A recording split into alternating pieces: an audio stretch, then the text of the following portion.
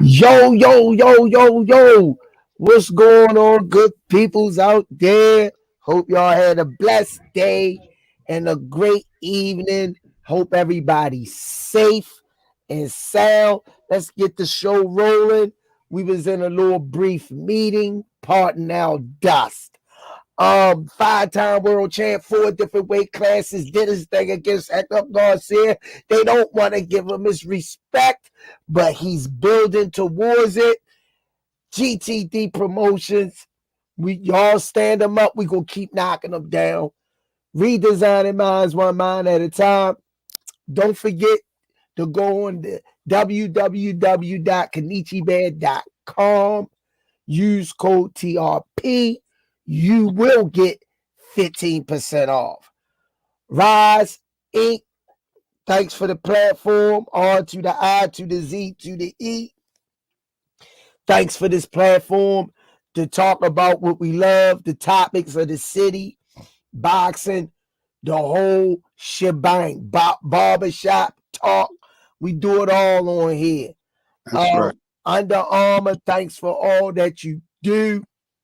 Last but not least, the official gear of boxing. Everybody wearing it in the boxing world. We can't wait till we get ours. Box Raw. What's going on, Mr. Will? All right, fellas. How y'all? Hey, Mr. Will, I'm going to tell you, I can't speak for nobody else, but when you come on, I feel a certain kind of way. My man. I feel like the feeling is reciprocated. I'm amongst so much wisdom and humbleness. When I look at you, Mr. Will, I can see the humbleness and the meekness in your spirit. And that's what made me gravitate to you. I appreciate it. And your knowledge, I respect your perspectives on the sport. You know, we may not agree on everything, but I'm going to tell you 99.9% we agreeing on. Because with you and your analysis, nothing's personal. No. Nothing's personal. What's going on? All assets in the building, y'all. Seen your calls. I can't call. I'm trying to drop him a little love real quick. Okay. Saying you can ready bring y'all some love. A busy day. They back in the gym. Anything you want to break out and say, Mr. Will, before we get it cracking? No, nothing we haven't touched on. You know, I see it's a British card coming up this week. Y'all know that? The boy Liam Welsh.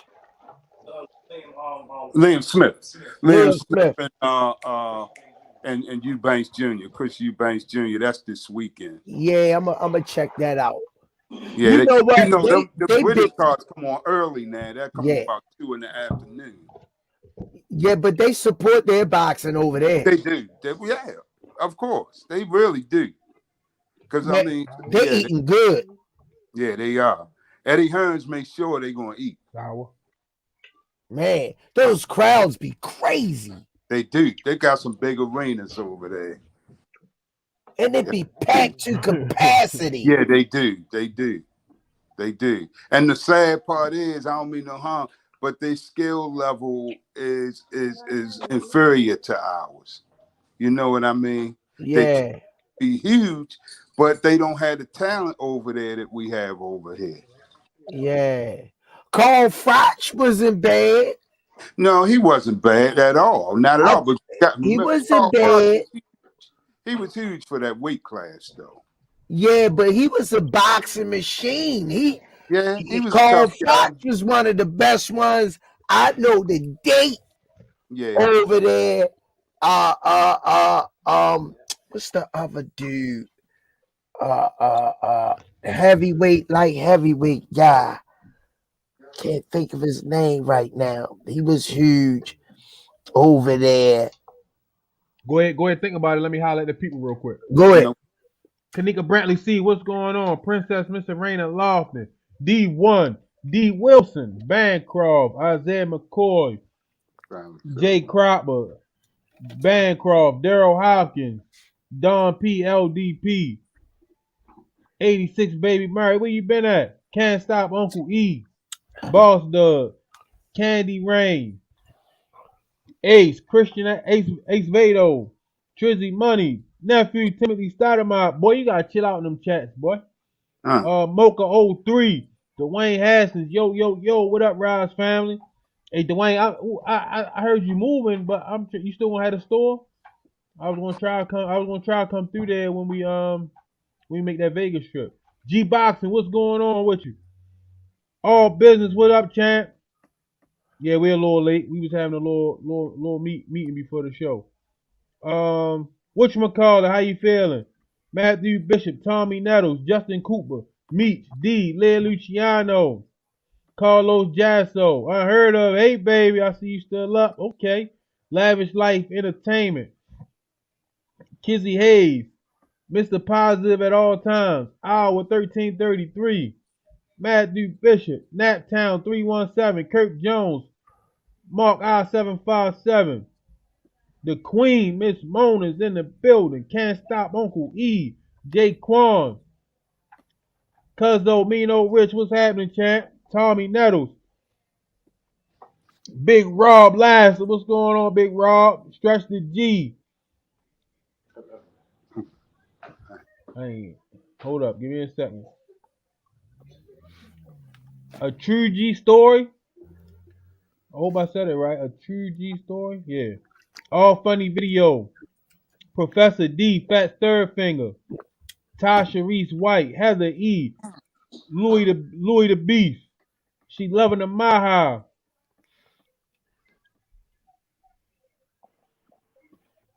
Joe Nation the Rebel. Natty Dread. Plain Hill, what's going on? Slick, what's up, champ? Hey, Slick, you been doing me dirty. Slick, what we beefing? Rocco McBride, Ernie V, Fugusta L. Neal. Stacks, what's happening? Yep, what's up with you? John Cena, what's going on? Young Doug 2022 and Marquis, the Great Bambito. What's going on, everybody? How y'all feeling tonight? That was a long list tonight, boy. Yeah, man. What's going on, Big Rob? What's going on, my two homies? What's going on? Yeah, man. I think what you think? They saying that the contract signed. So Okay. I believe it when I see them face to face across from each other. Yeah. Because they always saying one thing and doing something different. I wanna know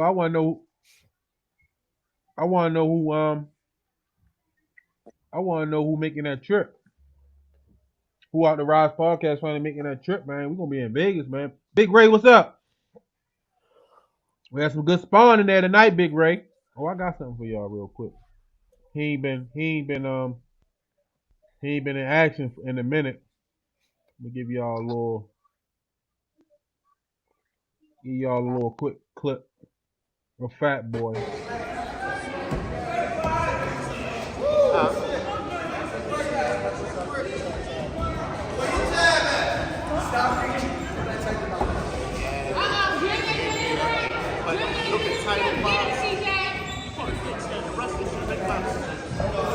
Get out of the corner.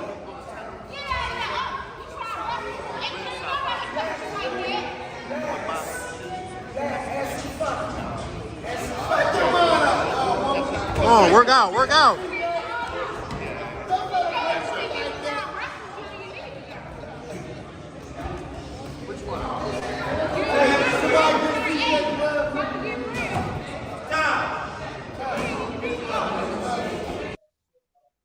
He was in there banging. You got the other round? I got some more. You got the second round? Yeah, I just put that one up. Because that's the one he opened up in. Oh, I'll give it to you. I forgot that shit, man. Yeah, come back with that second round. I got that shit, man. He was just getting his feet wet. We ain't adding no clips. I'm letting y'all know what's going on. Yeah, Fat Boy He sound ain't like got that added shit. nothing. Bring that second round in. That's all I'm saying. He ain't added nothing. No. I just saying I got. It's coming. Let me get it in here. Yeah, he Well, listened get this good. out the way. Smoothie King, right back at you with another one. She loving the Maha. Thanks for the 2-piece McNugget. I'm just waiting for the confirmation, and the plane is on flight. We be landing.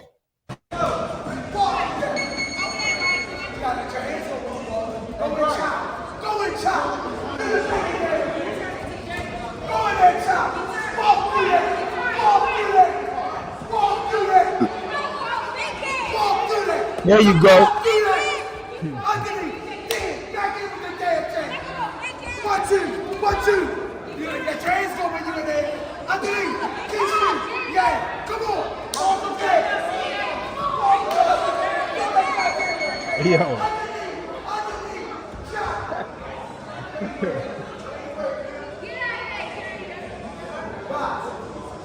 Welcome down.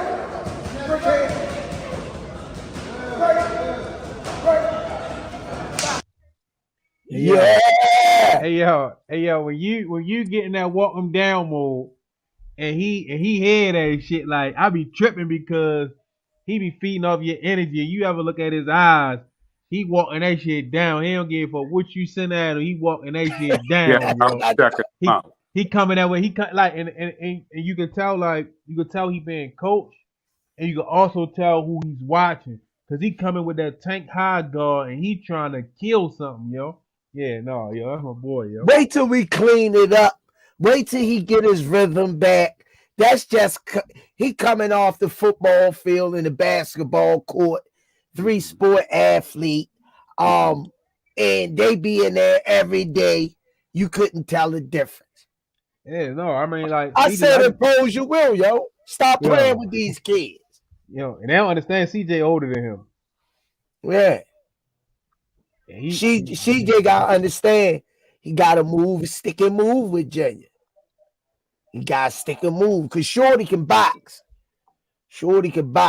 But Junior could box, ball, brawl, bang, anywhere you want to take it. Yeah, I like to see when you get in his ear and you tell Junior to walk something down, that nigga locks in and walks something down. Yeah. Can y'all hear that echo? Yeah. Coach Garcia. So I had my speaker a certain way. It don't. No, it's still there. Cool. Wait a minute, listen. What phone you on? My Android. My God, flip. It's bad. Bad. Hold on, let me do this. What about now? Yeah. Oh, no. It's horrible. Are you still doing it? Let me see. Yeah. Go out and come back in real quick. It's crazy.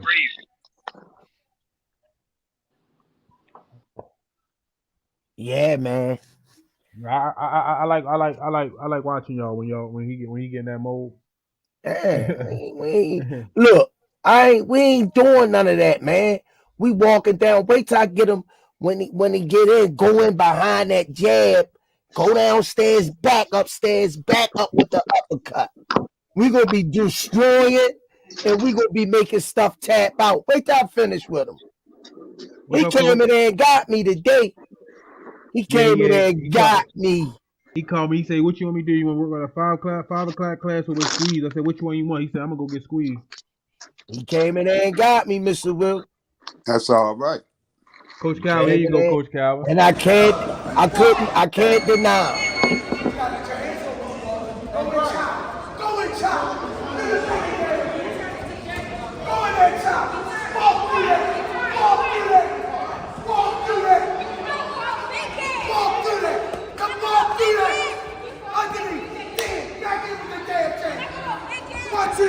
1, 2. You gotta get your hands going when you're there. Underneath. Keep speed. Yeah. Come on. All the day.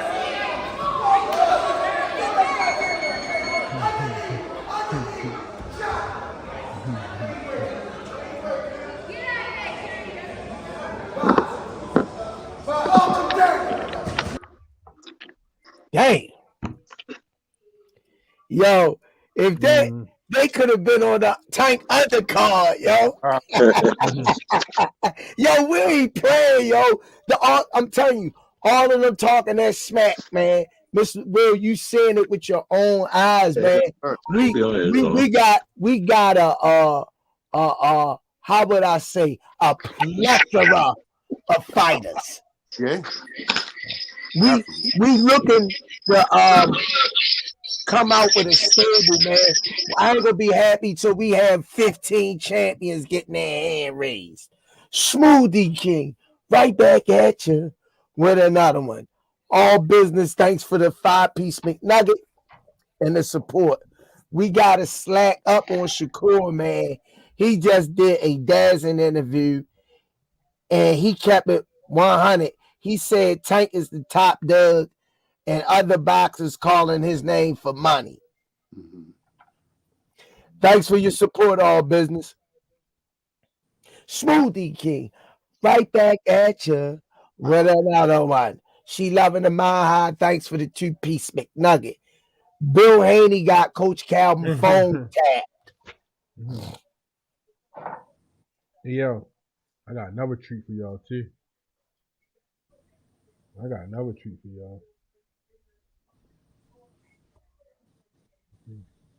let me find it. Jim was lit tonight, y'all. We y'all don't get it, man. We in the lab, man. We in the lab.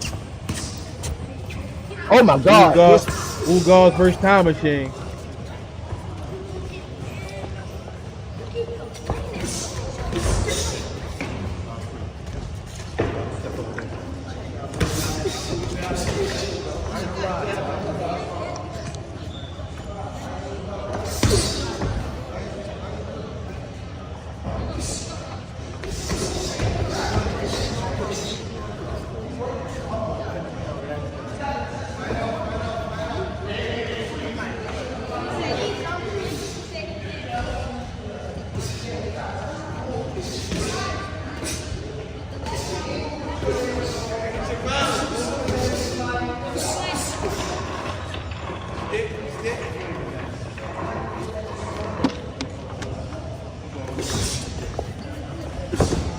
For some reason, I can't hear y'all. You can't hear us? Yeah, say what's on We ain't talking. We watching the fight. No, you see what I'm saying? You know, at first I could hear it real loud. You know, that's good. Both of them just came from a tournament. I like the skills. See how they got skills. I got to work with Ugas to flow. He not flowing. Said Time Machine, he's flowing with his. He getting it. Can't wait a lot. He rushing. That's all that was. Thinking too much. Right. That's a good. Thinking too much. And trusting what you're doing. Trusting what you're doing. So with Ugas, we know work in progress. But like I told him, trust what you're doing. And it'll show. Squeeze. He's on his way to the national. You gotta react. It's all about growing. That's what the stage is. What you call it? This is his first time going to the nationals. Need him like if you don't know nothing else, push that whip. You get what I'm saying? Push that whip and go through your bases. That's it. Yeah. Like time machine. I said, yo, when you get hit, you panic. You don't know how good you really is. You get what I'm saying? Man. Stay off the ropes. Do not touch the ropes. We don't train you to get on the ropes. He showed some good defense on the ropes tonight, though. Yeah, but again, if we went to the national squeeze, the whole purpose is get him to the nationals. First time there, I believe he can win the whole thing. You know what I'm saying? Definitely. Yeah, man. Gotta Both. work on their weaknesses. Gotta work on their weaknesses. Stuff that you know they're gonna gig you for. Well, they got a taste of it, so no, they I'm very impressed. Both of them got in the ring tonight. You know what I'm saying? Athletes just coming off a tournament. You know, usually a week, then you get back and start starting it up. You know what I'm saying? But February 1st, right around the corner. Damn. Right. God damn. Smoothie King, right back at you. What another one? Todd Charisse White, thanks for the 5-piece McNugget. Coach Calvin, how did Nino the Nightmare look to you and the amateurs? What was he talking about? Someone I seen this weekend or somebody that was an amateur. You know, all them amateurs. I know so many kids in the amateur, man. You gotta show me a picture of them. Nino the Nightmare. Oh. Hey, Mr. Will, what you gotta say touch on the little bit that you saw from your perspective? Hey, the kids look good, man. They look good. They look real promising, all of them.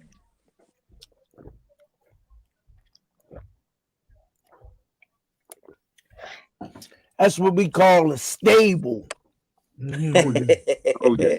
Squeeze, cut it out, squeeze. That's what we call a stable. That's right. And when you go to the stable, you're gonna be able to get on more than one horse. That's You're right. gonna have a Clydesdale, a thoroughbred. You gonna have front runner. You one horse you can get on. You're going to anchor. Then you got that horse that come out the gate and he get all the other horses revved up, and then all we do is win no matter what. Right. Got fighting on our mind. We can never give it up. Every time Upton step up in the building, everybody hands goes up. Thank you, And we stay there. And we stay there. I don't know why I can't Smoothie King, right back at you. What another one? Mods, thanks for the 5-piece McNugget. Calvin, I thought I was going to see you at the fight. Great turnout. Whole stadium was crazy packed. GTD takeover. I was at the fight.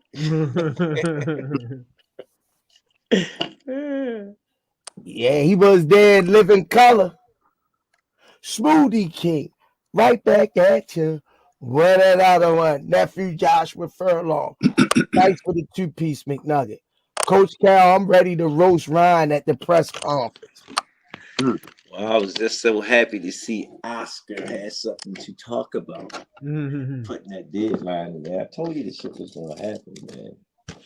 A good move. 2 o'clock, 7 a contract. Yeah, that's a good deal. Ryan was tweeting out the dates before we even had it. I said, God damn, we was at the press conference and he was talking about the date. Remember that? Yeah. Shit, Tank said, damn, yo, give him everything. Give him everything. Tank said he put that out there? Damn, okay. Huh? I said, Tank said, damn, he put that out there, the date already? Damn. Yeah. Right. Tank didn't even know that. He just got out the ring, you know. Man, Like, I just got to see.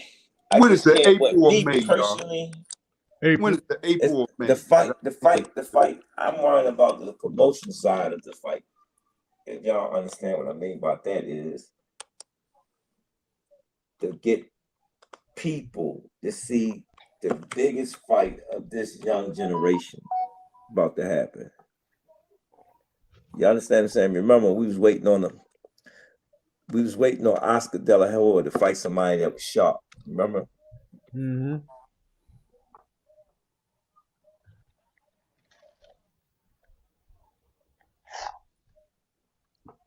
Where am I? Did Calvin freeze up? Yeah, there you go. Now I was asking, when is it? April or May? Spinning. April. See, I thought Oh man, everybody's spinning. Because David Hope wanted to push it back to May for that Cinco de Mayo. You know that. But that's Canelo. Normally that's Canelo time. Right, which is true. But Canelo been real quiet lately since Bivol, y'all. Yeah. Hey, Mr. Will, correct me if I'm wrong. A fighter could be on top, and this is no stab to you, Mr. Will. But correct me if I'm wrong, sir. Talk to me. A fighter could be on top 5, 6 years straight, dominating the sport. They might pick on him saying level of competition here and there, blah, blah, blah. But when he take a loss, it's like people saying, like, I told you so's, and he barked up the wrong trees. I know that's just general conversation in some instances, but to me, Canelo Alvarez is a great fighter. I've always been a fan of Canelo Alvarez, and he fight in the confines of his build. Smoothie King, right back at you with another one. One of One Empire Network. Thanks for the 2-piece McNugget. GTD. Wide Tank about to hurt that boy Ryan. Hey, Fat Still, how Coach Calvin gonna throw a GT watch party in Baltimore if he in Vegas? Via satellite. That's the only thing I can figure. Yeah, but Canelo lost that fight. And yeah, man, he barked up the wrong tree, da. It's like a double standard, because when a person daring to be great, let's just say he pulled that off, we will be having a total different conversation. Everybody can't go undefeated like Floyd Mayweather. Look, I'm gonna say that, and that point you just made, I got to comment on that. I love Coach Calvin waving his flag. Go ahead, Cal. You go ahead and give it to him. I just want to say my phone went out of whack. I'm trying to catch up with the conversation. I just know that y'all talking about Floyd and undefeated. That's what I caught. That's what I'm thinking. No, what we're talking about is how people look like try to throw shade on fighters after they lose and all that kind of stuff, right? Okay. But something that Squeeze said that's real important, and I really respect that, is I respect the dudes that dare to be great. I don't care about a loss. That's not an issue. A lot of these guys, since Floyd, are afraid to lose. I care less than 2 squirrel farts about it. Me personally, that's what ruined boxing there. Y'all with me? Yeah. They looking for that team or that person to be undefeated always. And don't get me wrong, it's great for the sport to see somebody chase that record and break it. You know what I'm saying? Because that's big hype. But then when fighters try to do that, they could criticize them on opponents that they're fighting. You with me? So like this fight right here, to me, that's coming up with Tank and Ron. Can we beat Floyd in them pay-per-view sales? Yeah, I'm sorry, y'all. I had a call coming in. I'm on my job. But what I was saying was, it's nothing wrong with taking a loss. I mean, like it's the old saying in combat, you gotta know how to die. You know what I'm saying? And it's like I say, a lot of these guys are afraid to lose their and that's more important today than anything. Yeah. So that's where all these hiccups come in. Well, but where did that come from, though? It wasn't like that before in boxing. But I can say it started with Floyd. Everybody, Floyd always talked about, I got my and this, that, and the other. And now everybody wants to hang on to they think that's everything. Man, some of the greatest fighters I've ever seen fight have losses. But that's why they lost, because they dared to be great. But back to what I'm saying again, It's just this particular era doing that. Am I right or wrong? Yeah, it's just this era doing it, right? It's just this era. This era is on this time of actually just saying, like you said, well, it's daring to be great. You get what I'm saying? That's just like when Timo lost his old. He went back. He went up in weights. And he trying to still rally at that weight class. You know what I'm saying? Yeah. One that was almost had a chance to really make a difference was Tevin Farmer. Yeah. You know what I'm saying? He came off a losing record and made it all the way to the top. Yeah. So I said, damn, he got a chance to make history, showing them, if you lose your old, you know what I'm saying? That's why I always try to explain to my youngin, like, yo, chase that bag. Great gonna come. You know what I'm saying? Because at the end of the day, at this day of time, Joker's doing so much extra shit. Joker's been getting killed in the ring the last 5 years. It's been really going on from day one. No, we know that, but I'm saying in this era. In this era. So I look at eras. I look at our eras. Now we talking about this era now. Get what I'm saying? Yeah. I got you. Yeah, so that's what I'm paying attention to. I'm really looking at that. You got to look at this generation and whatnot. That's like when they compare LeBron to Michael Jordan. Yeah. You feel me? Yeah. They still running, but Kobe was good too. You with me? That's true. Right. So I'm saying when you look at the whole picture, the whole, and like Tank, I said, Tank, what you gonna identify yourself as a great Tank? What's your legacy? You know what I'm saying? Mm-hmm. And I sit there and say, you know what? It could be two things. Floyd was Money Mayweather. Mike Tyson was Vicious. Holyfield was Holyfield. You know what I'm saying? Each one of one of the greatest Ali, his thing was, we ain't going for that. You know what I'm saying? So each one of them had them. I said, yo, you should become that youth champion, that champion for the youth or this generation champion. You know what I'm saying? Mm-hmm. Always leave your legacy, especially in this day and time. There's just so much going on in the world that you got a voice for that next generation that's coming up. Am I right or wrong, y'all? Look at it. Of course. You look at it, and I try to sit there and say, yo, man, your vibe is different, man. You got jokers tattooing themselves. I got kids, man. Yo, best fighter in the world. You get what I'm saying? Mm-hmm. When you see that, that's like, there, yo, you got a serious heavy impact. So try to deliver a message, man, and be honest with yourself and everything else around you, so you can be that example. And he said something to me. He said, no, I don't want to be I want to be a leader. Remember, y'all? Yeah. What we're talking about is something Customato used to talk about, and that is bringing some character to it.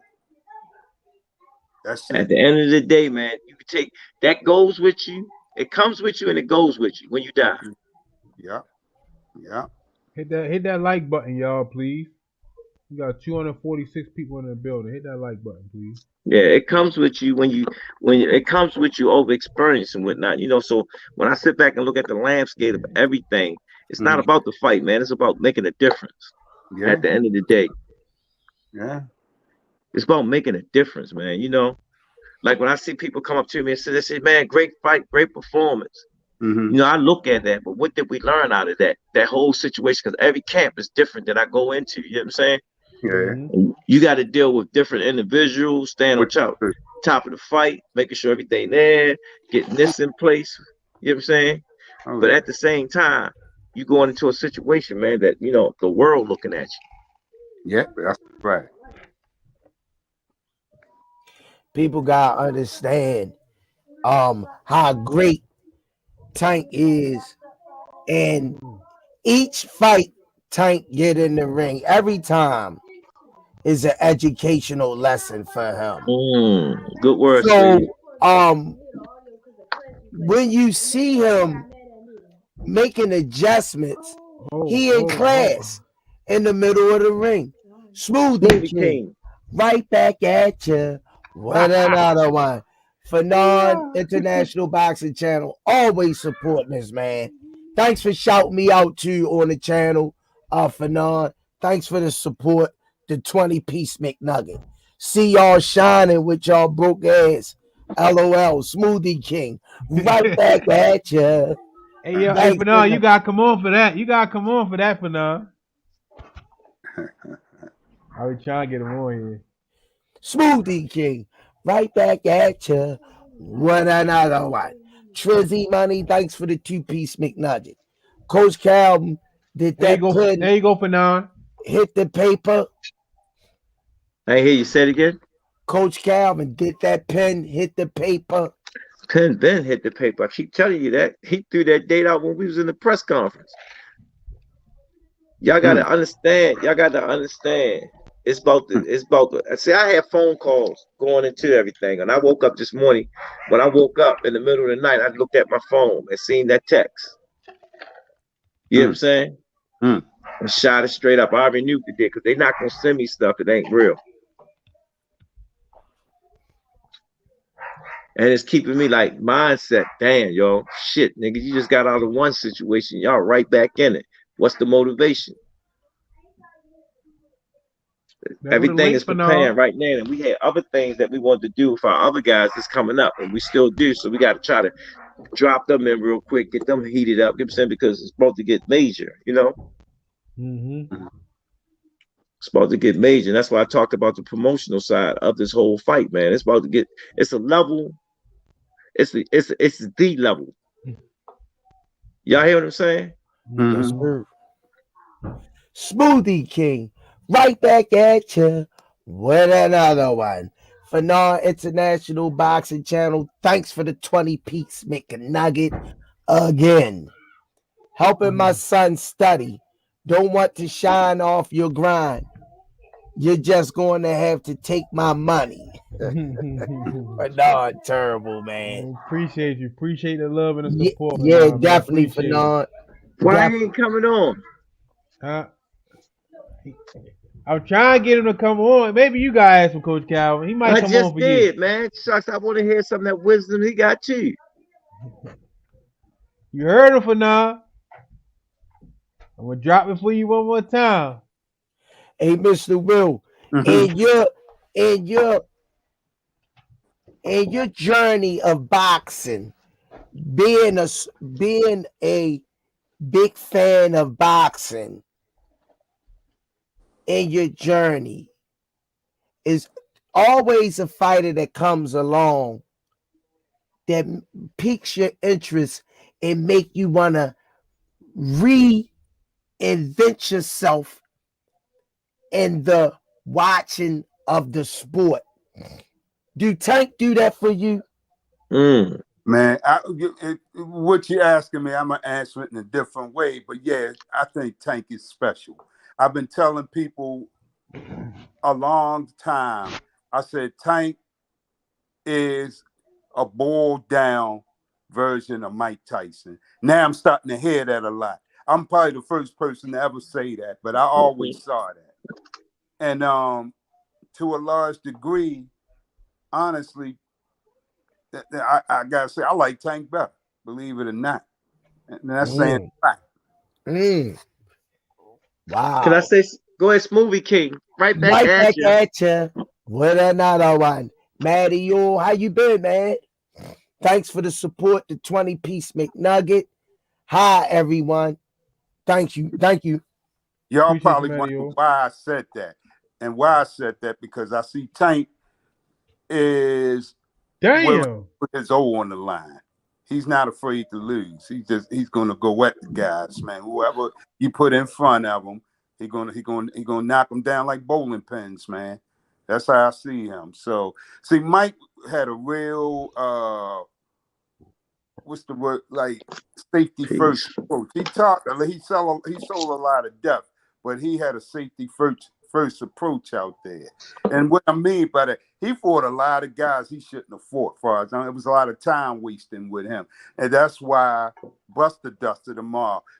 For example, when he fought Holyfield, y'all, I knew Holyfield was going to beat him because he didn't have nothing to prepare him for Holyfield. He was doing a lot of time wasting, fighting guys like Alfonso Rabota and people. I'm just picking a name. The Peter McNeely sort of word. Peter McNeely was so unranked, they couldn't even find no footage of this guy to promote the fight. Dang. But he did that a lot in his career. He fought, what's his name? Franz Botha. Clifford ATN. That was time wasting, man. That was time wasting. It was too many guys around. He should have saw guys like Tour.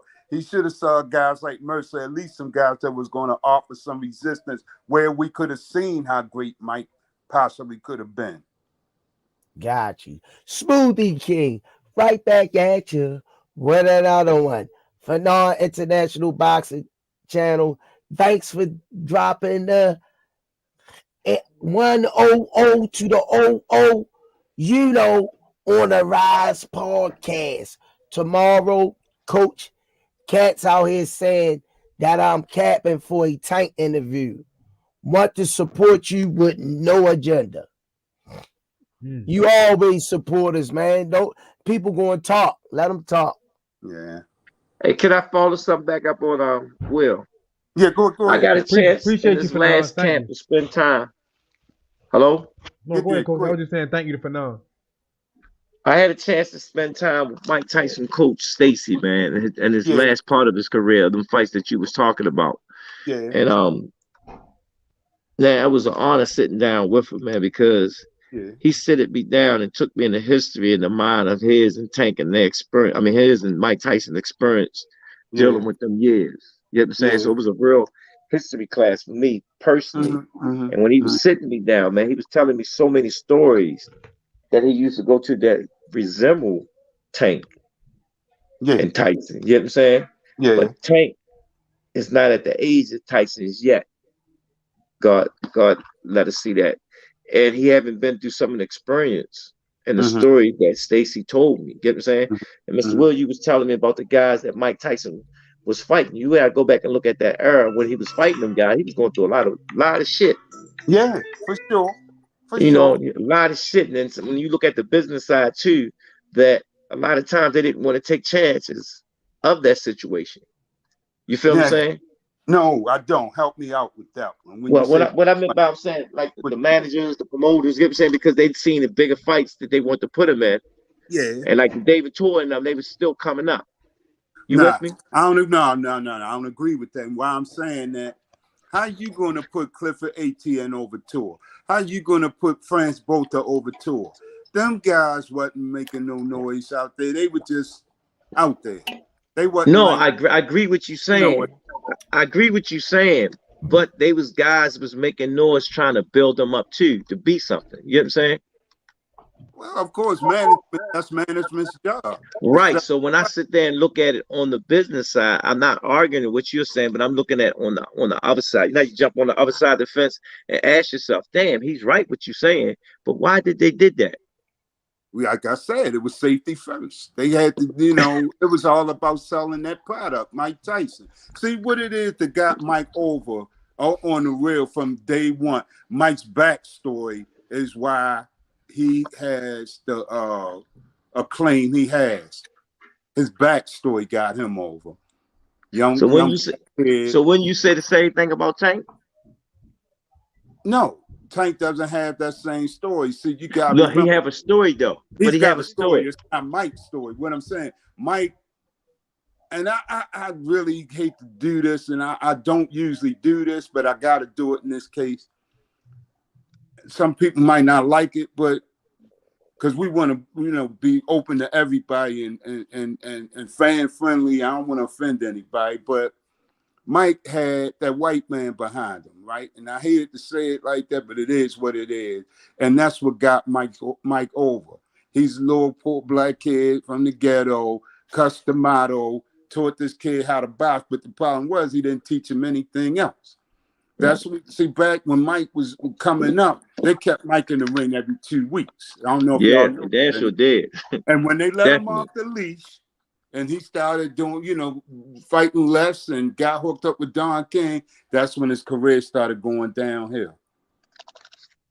So he had a machine behind him. He had Jim Jacobs behind him, who was the fight library. What I mean by that, Jim Jacobs had all the tapes on all the old fights. That's why Mike can talk to you about Jess Willard and people like Them that. old fighters. That's true. Yeah, Real he old stayed in fighters. the library. All the tape. That's all Custom them used to do was showing fight tapes all Yeah, day he long. stayed in the library. He definitely stayed in the But he had library. access to it. Jim Jacobs was right there in his camp. So, like I said, it's a whole different machine behind Mike. Do you think because of the era though? No, well, the era was starting to dwindle Yeah, because anyway. like when you talk, we talk about them fighters before Don came on it. What you call it? It was no way you could make them moves in the boxing world unless you went through the Europeans. No way. That's probably true. But You see, understand what I'm saying? But yeah, then Ali start breaking them rules. You get what I'm saying? To open yeah. up the doors, but they still was there. They still was controlling. Versus this era is different now, you know. But Well, we still see them old, huh? Ali had Don King from the Rumble in the Jungle on.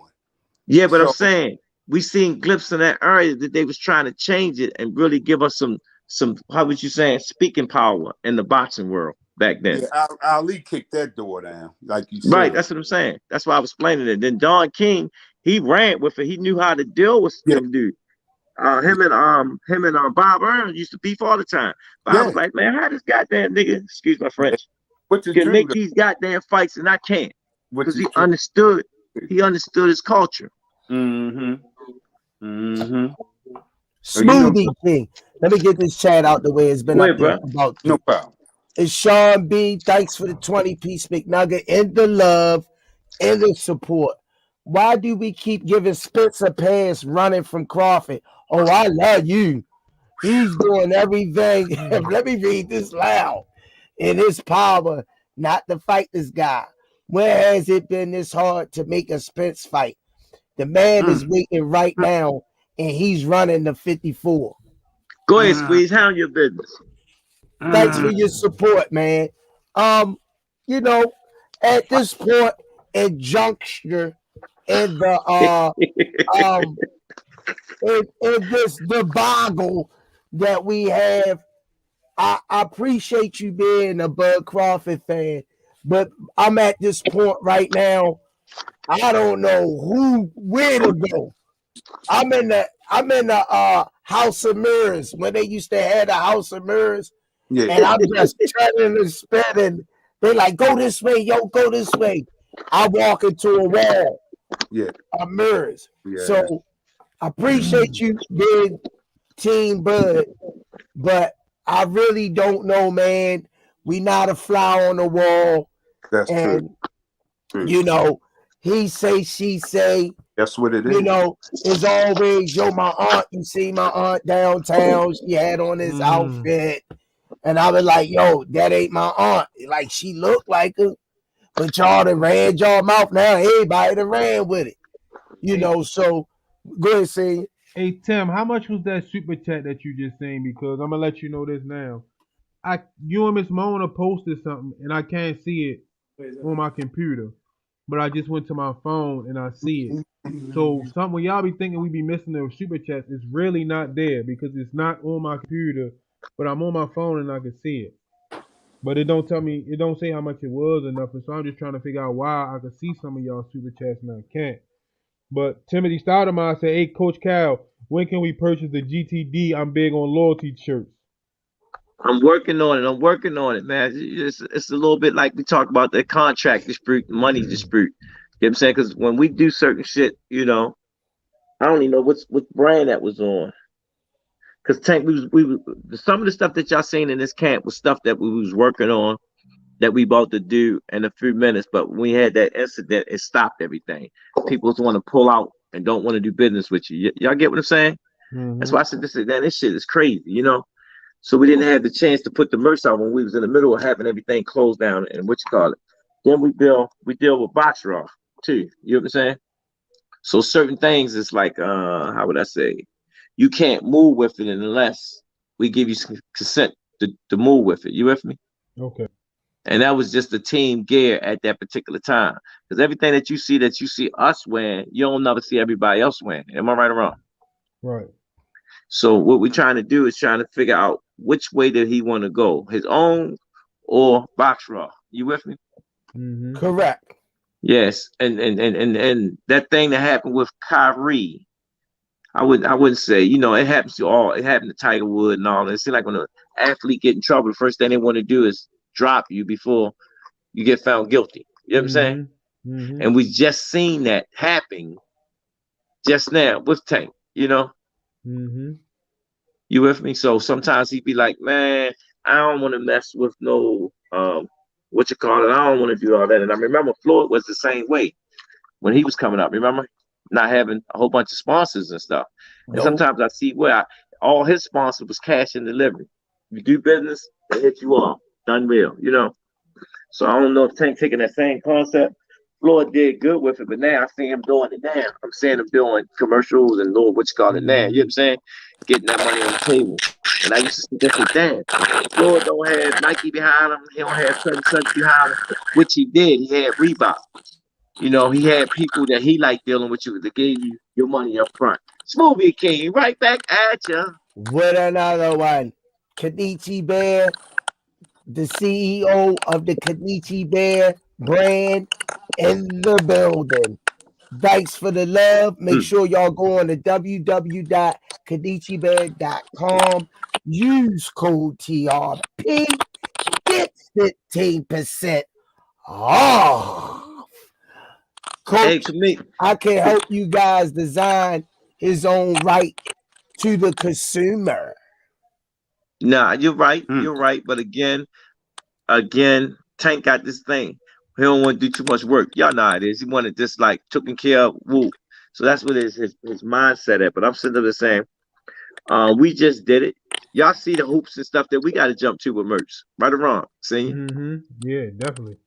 And then you got to remember, we designing our stuff.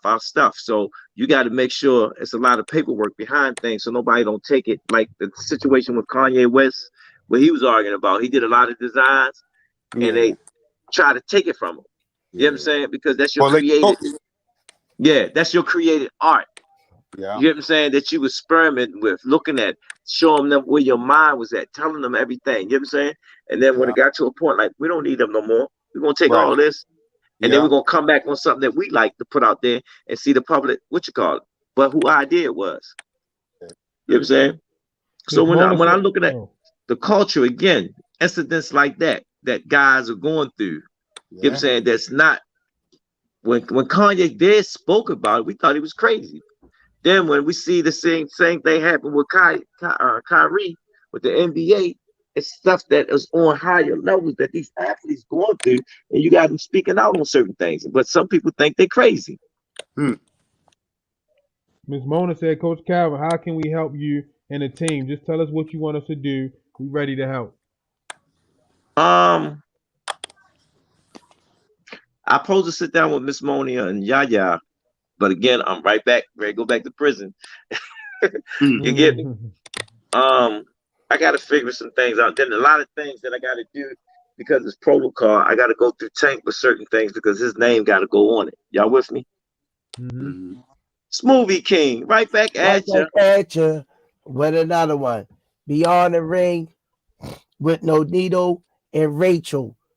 Thanks for your support, Miss Rachel Denaire. Coach Calvin. Thank you. So on that note, if Tank just sit there and say, Coach, go ahead and do what you do, then I'll just be doing everything. Then I can just actually formulate it. Saying you know how I get down. Right back at you. With another one. Kenichi Bed. Thanks for the love and support. I have the skill to run it for you. Copyright, releases, etc. All my stuff I own my right to. My dad make sure of it. Got you on that. I might have to get with y'all with this Smoothie King movie. No, that's real talk, please. That's real. You know real what? Talk. I'm gonna what I just tell you last night. What I just tell you last night. I'm gonna get with you, Dad. We've been talking about it, but right now, what's the name just gave him the red carpet. Kaniche's on the right thing, on the right track.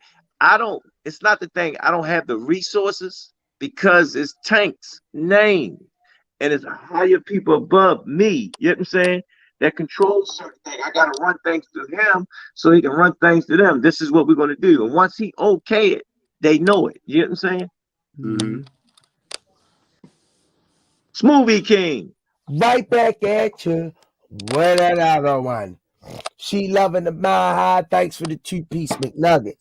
Tank the GOAT of this the real behind him. Let me touch in on I let you and Coach Calvin rock back and forth on the Mike Tyson thing. Yeah. Some things y'all said I wasn't in agreement with. Let me get this out the way. Smoothie King, right back at you with another one. Beyond the Ring with Nanito and Rachel Denaire. Oh, hey, Coach Squeeze. When you asked me if I watched the fights last weekend, I didn't watch last weekend. But 100%, I bought Tank's pay-per-view and watched that. Thanks for the support, Miss Rachel. Thank you. What I wanted to touch on that real quick, and I'm not going to spend too long on it, was what you got to understand. Cuss took Mike in his house when a lot of people wouldn't have done that. All the trouble Mike was in and the things that he was going to do for foster care and so forth. I'm speeding it up. Good point. Good point. He took him in. And Mike even said it out of his mouth, excuse my language, with this white MF for bringing me in this house for. I'm going to rob him of everything. And good point. Good point, Squeeze. Going back to that era. I'm going to screw his daughter too along the way. So Cuss took a big chance. You think Mike took a chance. Cuss seen something in Mike. Let me get this out the way. Smoothie King, right back at you with another one. Motion Sports, thanks for the 2-piece McNugget. Always and forever. Thanks for the support. Who will be on Tank Undercard besides me? We're going to get back to you on that. Yeah, we're working on it. But Cuss took Mike in and he said, I'm going to make you the youngest heavyweight world champion in the world. And he did that at the age of 18, 19 years old. Right? Now, he was 20. He was 20. He was 20.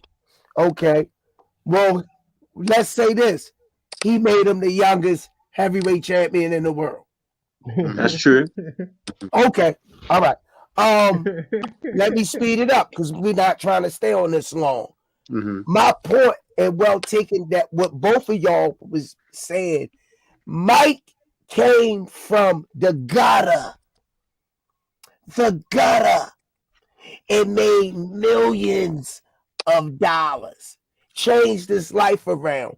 So you got to look at the shock that was involved in him going from rags to riches. Could be shock on anybody, especially if, like Martin Luther King say, if you're uneducated, if you're not picking a book up, reading a book. What damn book Mike then read? You know what I'm saying? But give him his intro, please. He had a hell of a career while it lasted. We know when Cuss passed, Mike wasn't training. He wasn't listening to the coaches. He was Mike was having sex Thursday night and fought Friday night. And Buster Douglas was I'm not hating on Buster. He came along at the right time. Mike knocked him down. That was the longest 10 count I ever saw in my life. So no discredit over that. You ain't heard nothing else about Buster after that. So hey, Squeeze, give him his intro so I can bring him in real quick. I got him. Let me rock and roll. He might run on you. And like I was saying, you were saying that he was putting these fighters in front of Mike. We always had that argument. we can have that argument going to sleep. So I'm just gonna give Mike his flowers. He did the best he did with what he had and what he knew, and he's still eating good today. And I'm gonna close on that. It ain't how you start, it's how you finish. All right, y'all. Oh, go ahead, Cal. Hold up. Squeeze, all us was saying the same thing. Me, I'm looking at generations. So I had a chance to talk to Stacy. Stacy know Mike. He was in his corner with Mike. You know what I'm saying? His actual coach. And when he tell me the resemblance of what I did, like y'all just we just sit there and said it's Mike did something, he did something, resembles some things that Tank be doing. You know what I'm saying? Tank don't do some of the crazy stuff that Mike was doing, but again, he's still growing. He's coming around, and I hope Tank's situation will never be like Mike's situation. You know what I'm saying? Which it won't be, because the way how he's thinking there, he wants some other stuff. But we always in agreement with what we're saying. I'm just looking at the error and the situation of both of their life. Both of them came from rag to riches. You know what I'm saying? You know, Mike's story is just different from Tank's story. But again, I hear writers talk about that. When they talk about Haney family and Tank. Haney come from the riches. Tank come from the mud. You get what I'm saying? Two different, but they wonder why who's loved the most. You feel what I'm saying? Yeah. But when you see two African Americans take their life and turn around and make a difference of the craft that they had in front of them, what they do, and that's why I said they say legacy. Mike was known for being vicious. And I asked Tank, what is your legacy going to be known about? You know what I'm saying? And he said to youth, showing the generation what we are going through now as in this damn time. Because the youth, man, these youth today, man, it's different. I went to a school today and actually sit down and talk to some man, and I keep asking this person, very talented, why do you keep quitting? Won't you stick with something for a period of time and see how far it gets you? A lot of them want to just put it in the microwave, push a button, and it's done. But they don't understand it's hard work dealing with everything. And that's why I can say Tank is that puller, because he didn't just bump into it. He stayed in that gym every day when we came in there and made it happen. Everybody looking at the grams and stuff now, but they don't remember the grind in the beginning. So when you sit there and look at it, when Mike Coach died, he kept him in the house and just taught him boxing. All of us knew that. And he was good in that goddamn ring when he got in there. Because that's all he knew was what? Boxing. But if you put him back in that jungle, he's going to do what he was doing when he was in that situation. Yeah, but that's all on my note. Let's give it up. I could sign that, co-sign that, because when I used to come to the gym, Tank was the first one outside. Nobody else. Yeah. And the last one to leave. All right, y'all. Let me bring them in.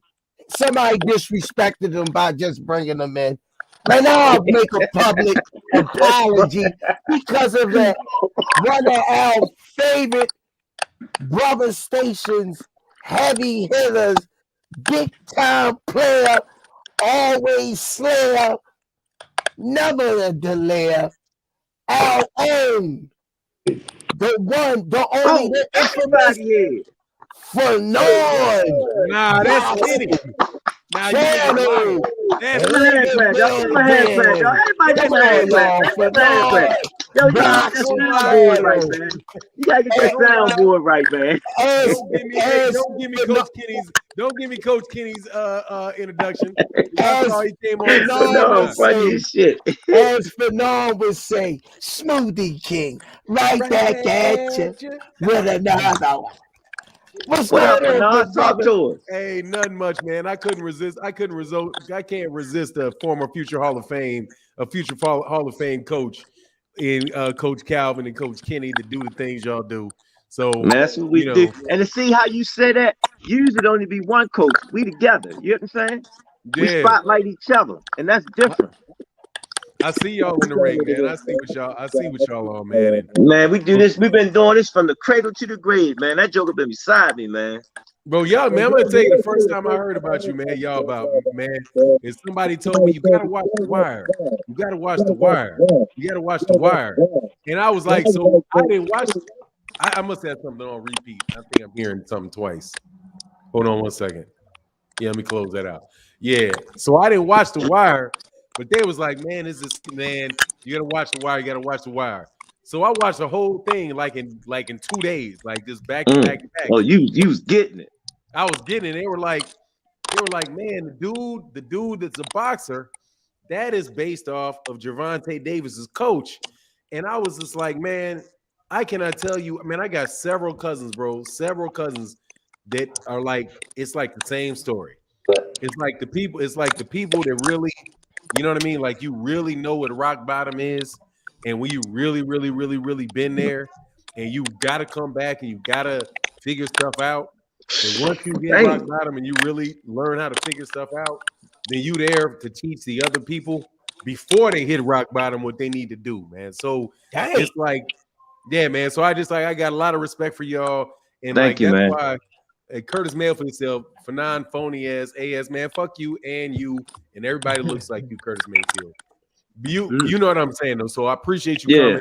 I wasn't about to not just jump on here, but I gotta pay you your respect. I gotta appreciate that, man. I gotta pay Kenny your respect because y'all doing something. Y'all did something, and y'all do something that is like 1 in a million. Like it's less than 1 in a million. It's less than 1 in a million because there is not any. There are very, very few people that can say that they work with a young talent and built that young talent from the situation where y'all started at and got that kid to where that kid is right now. And I mean, that just shows y'all have just something really, really, really extra special going on, man. And I support it 100 miles an hour. I thank you, man. Everybody but Coach Squeeze riding on that Terrence Crawford tip.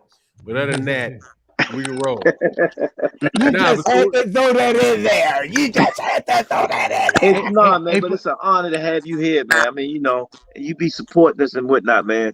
And you understand.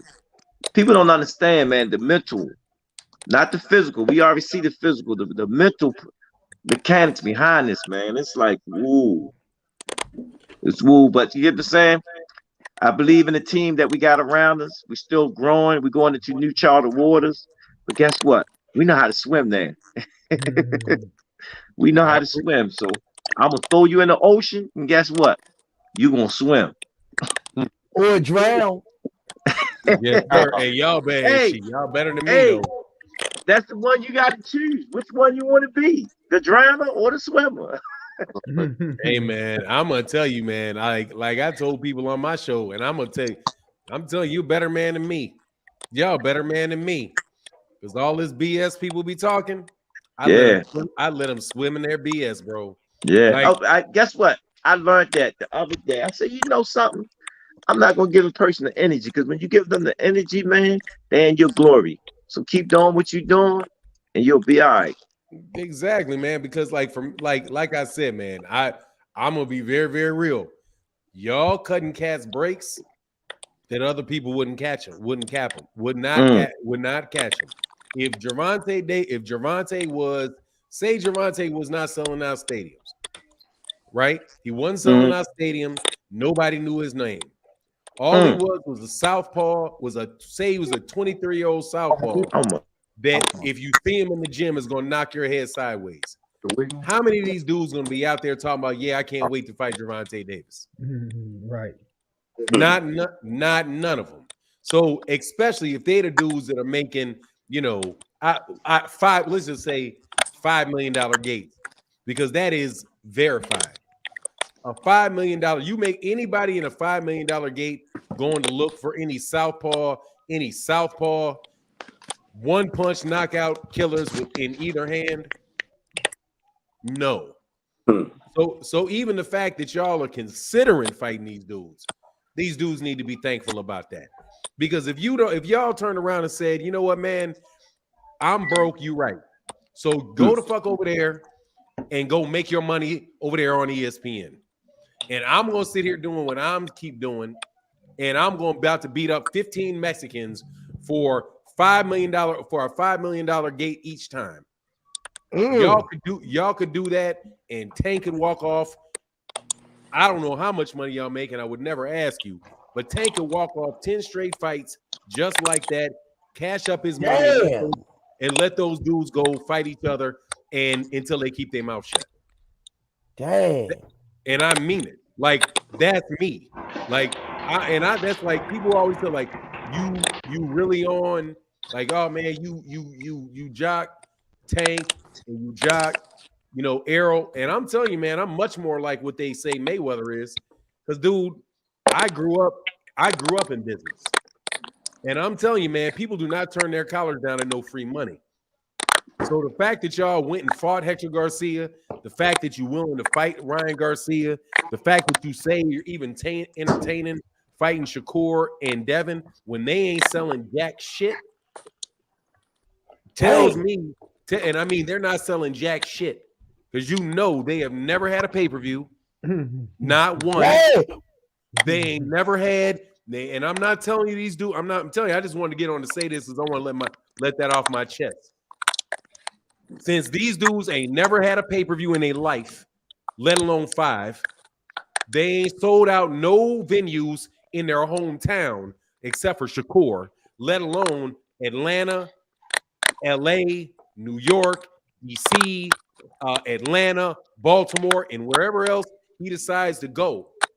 If y'all want to keep talking sideways, dude, how about I do you like Canelo? You want payday? You want payday? Go fight each other and then come see me. Until then, I'm about to make money beating a bunch of European flat-footed people and just get my dough. And then see how their career pans out. If Tank never lets them on the big stage. Because the fact of the matter is, the only dude out there on the big stage, the only one with $6,000 seats, the only one with $5 million gates is Gervonta Tank Davis. And Gervonta Davis did that by putting people on his back. Literally on his back. Not putting people, not sitting there talking about Coach Calvin is broke, talking about Gervonta did whatever he did, and I'm number 1 pound for pound, and a bunch of people out there think I'm better than you. Nah, bro, if they think they better than you, make them pay and buy your pay-per-views, sell out a stadium, and until you stay out of stadium, do exactly what, and I'm sorry, man, I'm just telling you straight up, do exactly what Jermell Charlo told Terrence Crawford. Shut up, humble yourself, take a little less money, fight Tank, because Tank's a stud. Other than that, you need Tank. Tank don't need you. But that's just me. The fact that y'all are willing to get in the ring with Gervonta, y'all are willing to get in the ring with Ryan, the fact that you're willing to get in the ring with Devin, get in the ring with Shakur, tells me that y'all are real people that are really trying to do the best and prove that they the best because you believe you the best. So that's what I wanted to get off my chest. Because I listened to everybody and their mama talk about how Tank flops on pay-per-view, how Tank is this, that, and the other, but yet I don't ever hear nobody with no $5 million gate in DC. I don't know any other fighter selling out in LA, selling out in Baltimore, selling out in New York, selling out in Atlanta. Y'all are talking about what y'all would do in some hypothetical stuff. This kid is actually doing what is necessary to get what he has. And everybody else, in my opinion, ain't doing nothing but coattail riding off that kid. And the fact that y'all even humor him is, to me, is like, you're better than me. Because I would do exactly what, I've never met Leonard Ellerbe. I do what Leonard Ellerbe said, which is, look, y'all had big fights. As soon as y'all sell out a stadium, talk to me. As soon as you get 28 knockouts or 25 knockouts and everybody's demanding to see you fight, talk to me. You're right about that, Fannon. Until then, all you doing is riding my coattails. Because that is exactly what they're doing. They are fighting on ESPN. And I know the numbers because unlike pay-per-view, ESPN is actually tell you what the numbers are. They are doing 900,000 people watching them in prime time on ESPN, the world's biggest sports network. Do you know what Deontay Wilder would get on Showtime when they said he was a nobody? He was doing 1 million views in his heavyweight championship fights, and everybody claimed he was a nobody off of 1 million views on Showtime. Dang. But these dudes acting like they are like something, doing 900,000 on ESPN. There is not one promoter, I promise you, belts or no belts, not one promoter that would not throw Shakur Stevenson out of the building, Devin Haney out of the building, and every other fighter they got at Top Rank out of the building if they could sign Tank. Yeah. And that's a fact. So for me, it's like, I don't care how much you talk, what the numbers are, the only numbers that we know in boxing that are real, that you can verify, are the gates. Yeah. That's it. How many people flew over there to DC to sit down and watch a fight, buy hotels, pay hotels, pay for their food, do all of that stuff, and sit down. And I'm telling you, I know that floor seats cost me, and I got an inside connection. They cost me no less than $2,000 a piece. Yeah. And I was like, shit, I can't afford it. I mean, for real. And you know I ain't call y'all ass for no tickets. I ain't done none of that. You didn't. All I'm saying is $2,000 a piece. I am not big enough a baller to sit and watch Tank ringside. I mean it. I cannot afford that shit because I can't pay what Lil Boozy and all them other dudes around that ring can afford to do. So, but yet you got dudes that cannot sell out 2,000, 3,000 tickets in their hometown talking about, I'm the king of the division. Well, if you're the king of the division, keep paying your 12% for those papers. Keep paying your 3% for your WBA, 3% for your WBC, 3% for your WBO, and 3% for your IBF. And I'm going to sit here and pay whatever I'm paying for this WBA with my $1.5 million up front, which means $1.5 million. Last time I checked, 3% of $1.5 million is somewhere around $40,000. So I'm gonna pay my $40,000. I'm gonna pay my $40,000. Is a lot less than $120,000 that you got to pay if you get $1 million and you got 12. So if you get $1 million and you own 4 belts, that's 3%. That is 12% of $100 million, which is $12 million. If you're getting paid teaching tonight, y'all. He's math teaching today. If you had a $5 million guarantee, right? You get a $5 million purse. That is 120,000 times 5, which is $600,000 you got to pay because you got your money up front and you cannot earn your money through the pay-per-view and the gate, which is not charged by the sanctioning body. So any and every way you talk about coming and going, this man can have one fight and literally, you talking about him and Mike Tyson. You talking about him and Mike Tyson, bro. And dude, I'm going to tell you, bro, I used to look, man, like I said, I don't want to get on this mug. I'm not going to hold y'all day up. But I promise no, you ain't holding out day up. You telling the truth out there because a lot of people in the boxing world don't understand all that. But I do. Silly. Do you know how much money Canelo Alvarez has cost Demetrius Andrade by not fighting him? How much money Canelo Alvarez has cost Jamal Charlo by not fighting him and never giving him the chance to prove that he is a good fighter? Right. As much stuff as they talk about Tank, like I said, he's better than a lot of people because a lot of people would turn around and be like, bro, good luck. Have a good luck. I can't wait to see you try to find a way to figure out how to do a $5 million gate. Without my name. But watch what they do. Watch what they do. Because I'm telling you, I talk to these cats every day. They'll turn around and be like, well, Floyd Mayweather Jr. is the reason that he got that. Well, good. Thank you very much, Floyd. Now, if you can get Floyd to do that for you, then get Floyd to do it for you. Actually, they would have been did if they thought that. But again, Floyd said his key word to me every time. I make good investment. Floyd been around them people ever since they was kids and still didn't sign them. Red flag to me. 28 knockouts, man. As a boxing fan, not a trainer, because I ain't no trainer. I ain't a promoter. I'm telling you, every single solitary time I watch Gervonta Davis, I'm like, what the fuck? Whoa.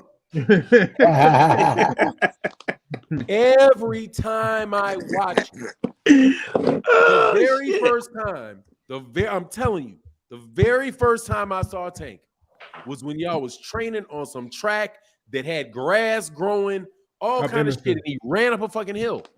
And I ran track. And I'm like, is this dude accelerating up a hill? Like, what is this? Like, I mean, for real. Like, what kind of athlete is this? I didn't even know what sport he was in. All I knew was y'all said go, and I was like, man, this dude accelerated up a hill the entire way.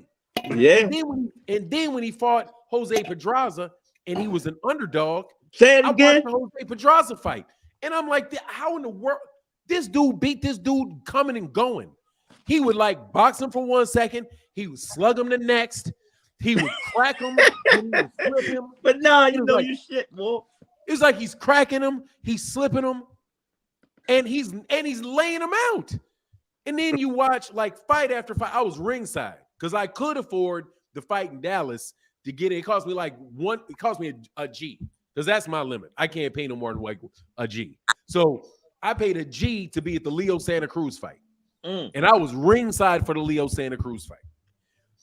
Leo Santa Cruz and him was fighting. I was like, what, man? Oh, man, this is really tough. Man, Leo looks so big, by the way. Like, he did. Leo looked real big. That. And then he hit him with that uppercut. I was like, oh, shit. Like, and then you just go on with almost, and then with the Hector, what's the name, the dude's name? Isaac Cruz. You watch him, Isaac Cruz, and then it's like, he looked like, honest, no joke, he looked like he's about to stop him. Because he was hitting him with some body shots, looked like he was wearing them down, and then he pulled off, and all he did was start hitting him with like one hand. I don't remember what hand it was. But he just started hitting him with one hand. And I was like, look at this dude boxing. So this dude can box.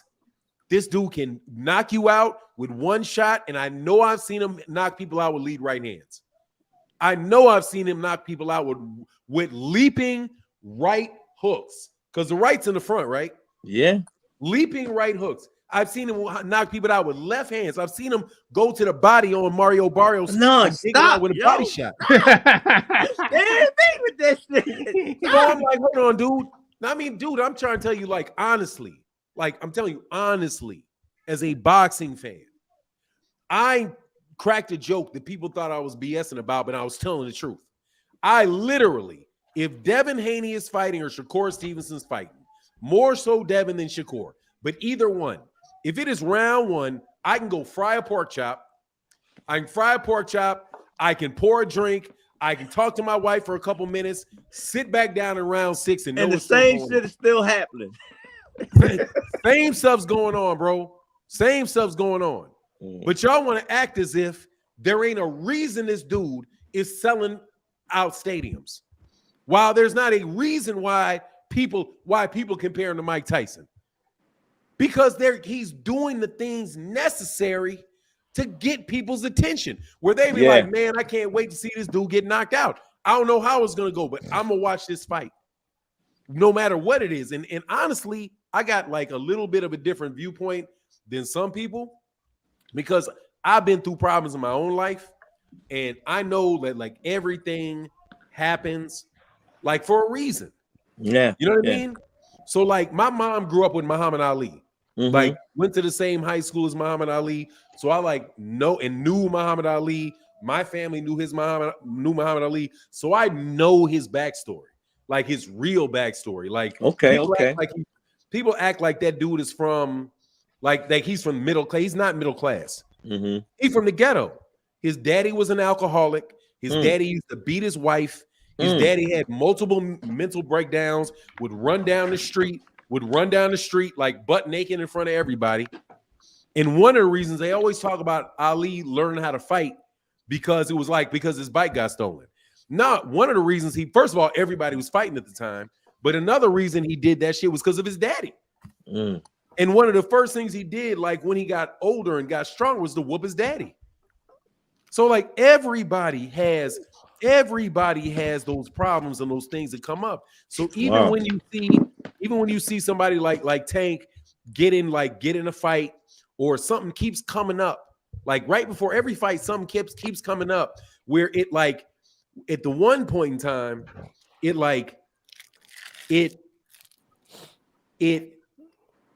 focuses him if he's being mature and growing. But at the same time, it's also focusing everybody on him, which means everybody's watching him.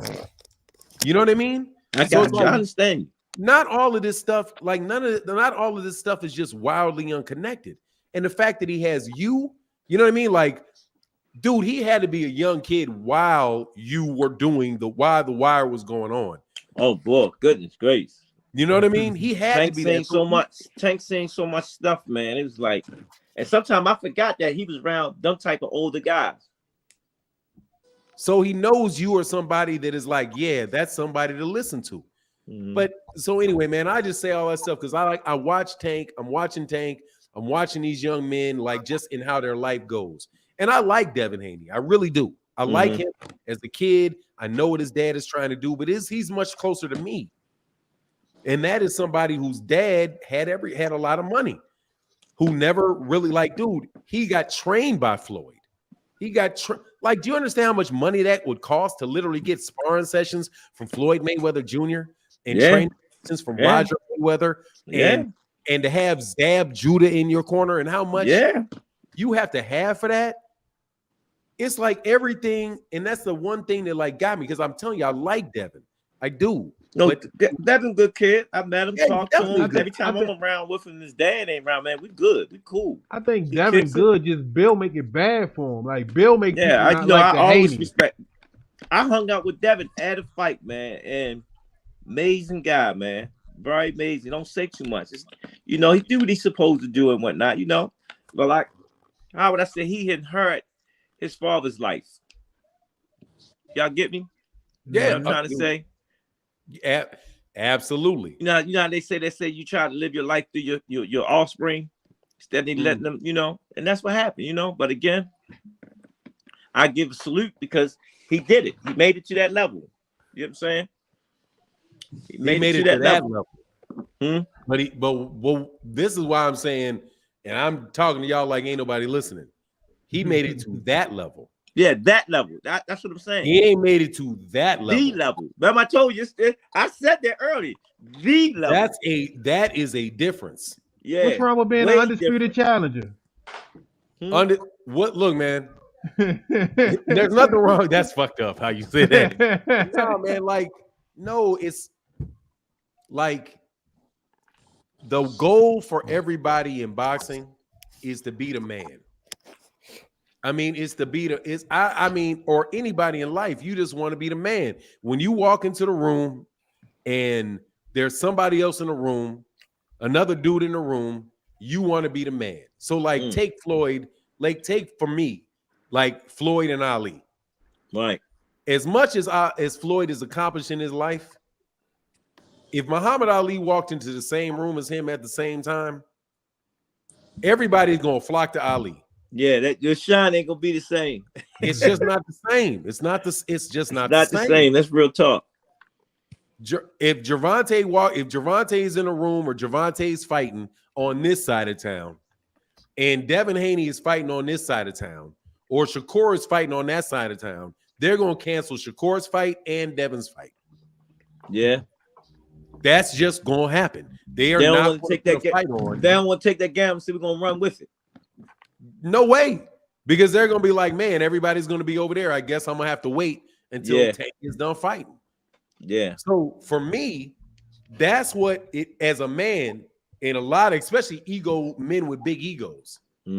That's what it's about. That's why you wear the big shiny chains. Like, let's see who got the biggest chains, who got the biggest car, who got the baddest women. If Floyd walks in a room with most boxers, like that Hall of Fame session. Like when he got announced, everybody walking around trying to shake Floyd's hand. Hey, Floyd, hey, Floyd, you got Hall of Fame inductees standing in the line to shake Floyd's hand. So it's something beyond just whether or not you had those belts. It's also about like who in the people that you're around, who are they really recognizing as being the man. So for me, that's what I'm telling you, that I applaud y'all because y'all not doing them dirty. Because you're not paying. Hey, Fannon, not to cut you off. That's cool. I gotta ask you about what did you think about Tank's performance in the Hector Garcia fight? Okay, Squeeze, good question. That's a good cutoff, Squeeze, because I like to hear what Fannon had to say about that. I need to hear this. Come on, Tank. Let me tell you, blessed.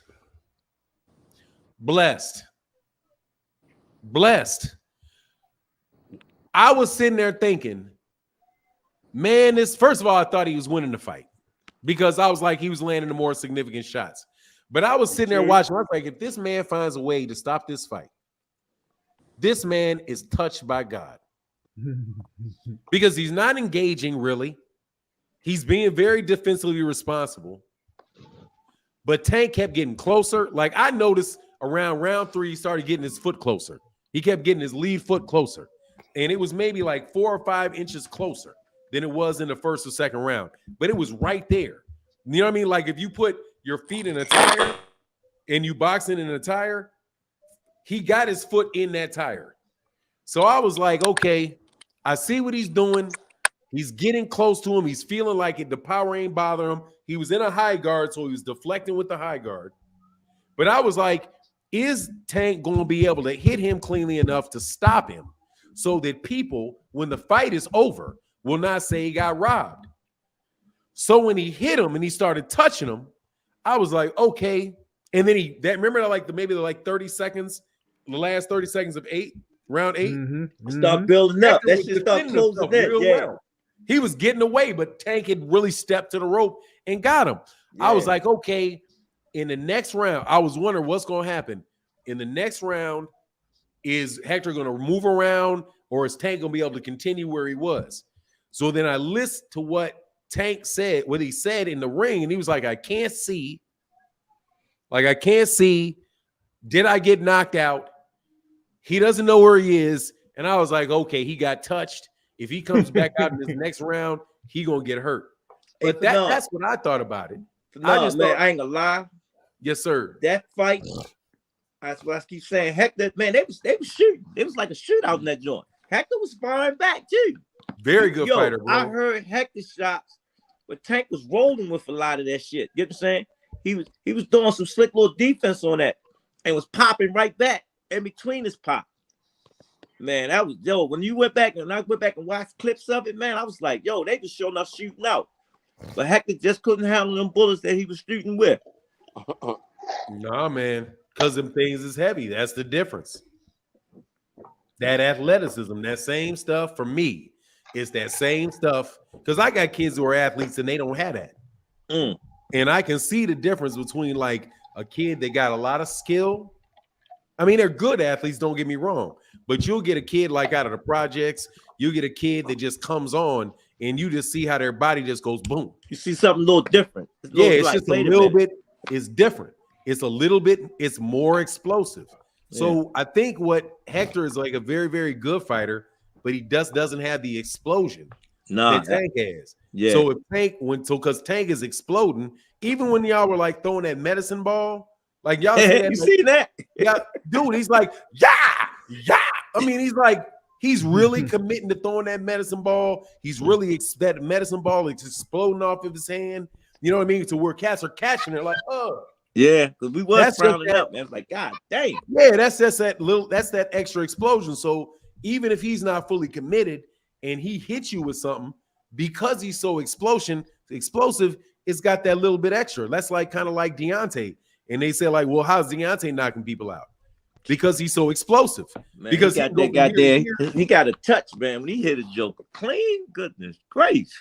Because he's explosive, and I just think that's Tank has a talent that a lot of people don't have, where you can really go from 0 to 100 like that. Yeah. But honestly, I think that the dude is just like it's almost the opposite. It's almost the opposite what Eddie Hearn says. When Eddie Hearn says Tank's not a deep thinker, he don't know. It's calculate. He calculate that no, shit. he's a very, very intelligent dude, bro. Hey, like Squeeze, what you say? What he do, Squeeze? He put it in a what? He analyze that data. Analyzing the data. There you go. That's how we say. Wait, Because Squeeze, say it that- again. Analyzing the data. because he's not somebody that is comfortable with talking. Let me say this, Fannon. Yes, Let me say this. Being around the sport as long as I have. Yes, sir. Seeing the fighters from, just gonna give you a couple, the Sugar Ray Leonards. Yeah. The Bernard Hopkins. The Floyd Mayweathers. The adjustments that this young man makes. In each fight, the body of work, the makeup of the other fighter could be tall, he could be short, he could be pudgy, he could be bigger, he can hit hard. Y'all not paying attention to this young man because he tell y'all when he fighting. He tells y'all in the interviews, this dude could crack. So I wanted to be cautious on how I approach him and go on his weak side where he ain't strong at. Because if he got a strong jab, he got a strong brick hand. I said, oh my God. It was two sides we noticed he couldn't fight on. I say, no, he didn't say that. So you mean to tell me, Eddie Hearn, this for you, if you out there watching. This the Smoothie King. Right back at you. What another one. If you're watching somewhere out there over the Himalaya, hey, Eddie. The young man is analyzing the what, Calvin? Data. So, obviously, you the dumb motherfucker. If you can't see what I see, the man, Calvin and them yelling instruction out, he looks over the corner, I see something. Yeah. Calvin like, well, get it. Don't talk me to death. Get it. Kabooey. We noticed two things that Hector couldn't do. He couldn't move to his jab side that well, and he couldn't move backwards that well fighting. You lying. You know you lying. Two things we noticed he couldn't do well. You lying, Cal. Once Tank shut that shit down, we started seeing them punches flowing. Cal, stop lying, New word for Tank now. They was calling him the knockout guy. They putting that little sprinkle in there. Technician there.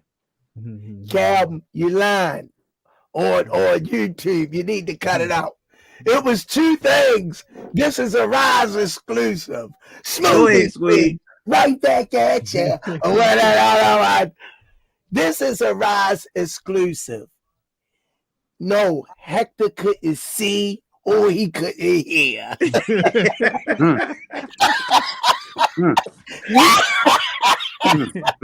Yo looked up at his trainer. He said, what you say?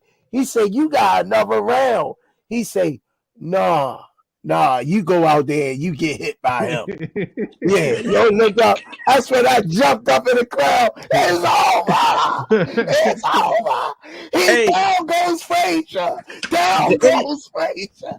Do any of y'all ever watch that movie in the Enter the Dragon? I think it was Enter the Dragon, and Bolo was the bodyguard. He had to keep the other guards in check. Yeah, he went over there and checked this man pause, and he looked at home. He picked up on his chair. He did like this. Yeah, sure did.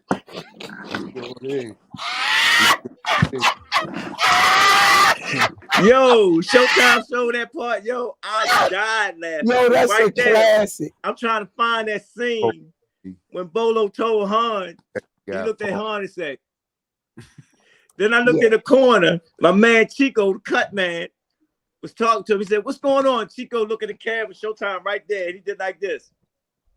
That's right. That's right. Hey, I man. said, "Oh shit!" Because Tank thought they was cheating because they was giving them more rest in the corner. Yeah. Tank was hollering, "Y'all cheat, man! Let them get out that corner, right?" But he didn't know they was like, "We ain't coming back out there, yo." Kenny had told him. Kenny said, "Yo, meet him in his corner." You said our Tank was gonna run over. Meet him there. Hey, can I talk about Jack Rize J real quick? A comment he made. Yeah, go ahead. He said, "Get Fannon out of here. He hating, talking about Tank's pay-per-view numbers. Dumbass, shut up." I made a video today where I said bullshit alert. Because time out for now. You ain't even got to do. You know I watch this show every morning. You ain't even got to do that. It ain't even worth the time for now. I watch your show every morning. You know that. You ain't even. You got me the first day. I was like, oh, all right, no, that's for no. I got it. And dude, what I do is I say the question. Somebody will say something. I will say in a question. Tank's pay-per-view flopped. These clowns trying to tell people that Tank did a bigger gate than he did in pay-per-view. Reading is fundamental. Reading is fundamental for now. Watch this. These dudes said, now I don't know what the pay-per-view numbers are. I'm gonna tell you, I don't know. I mean, but do that make sense math-wise? Watch this. This is what this dude said. These dudes are saying. So y'all may not hear, but I hear all of this. Come on, so they said, bring us home with it for now. They said Tank did 61,000 pay-per-views for his fight. 61,000. Tank's pay-per-view was $80 to $75 a pop. Yeah. If you do $75 times 61,000, it brings you about $4,600,000 for the pay-per-view. Tank had a $5 million gate. So ain't no way in the world the gate did more than the pay-per-view. Exactly. Them numbers don't add up. What world do you get that in? Yeah. Where the pay-per-view, where there are people that are willing to pay $6,000 for a ticket, but you can't find people to pay $75 for a pay-per-view. That don't make sense. No, it does not make sense. So that's what I'm like, dog, please. Y'all never tell the pay-per-view numbers. Y'all just never tell them. Because Showtime never tells them. PBC, they never tell them. So I don't know what the numbers are. All I know is that God dog, Tank is the most unlucky person in the world. if Terrence Crawford outsold him 2-1, Picture that. They say Terrence Crawford sold 220,000 pay-per-views against David Avenetian on BLK Prime. Right. Tank against Hector only did half of that on Showtime. Listen to that word. I don't believe that. Showtime. I don't believe. Hey, in our town alone, I don't even know how many fight parties, restaurants, clubs was watching that fight at that time. We see businesses established, people sit down eating in front of all the TVs and the plates watching. They sending it to me. I already say they was sending us videos while we was in the locker room. Hey, Coach Cal, what Governor Westmore said when he came in the locker room? I'm gonna let you do that honest. I'm gonna tell you what he said to me, but you was right there when he seen Tank.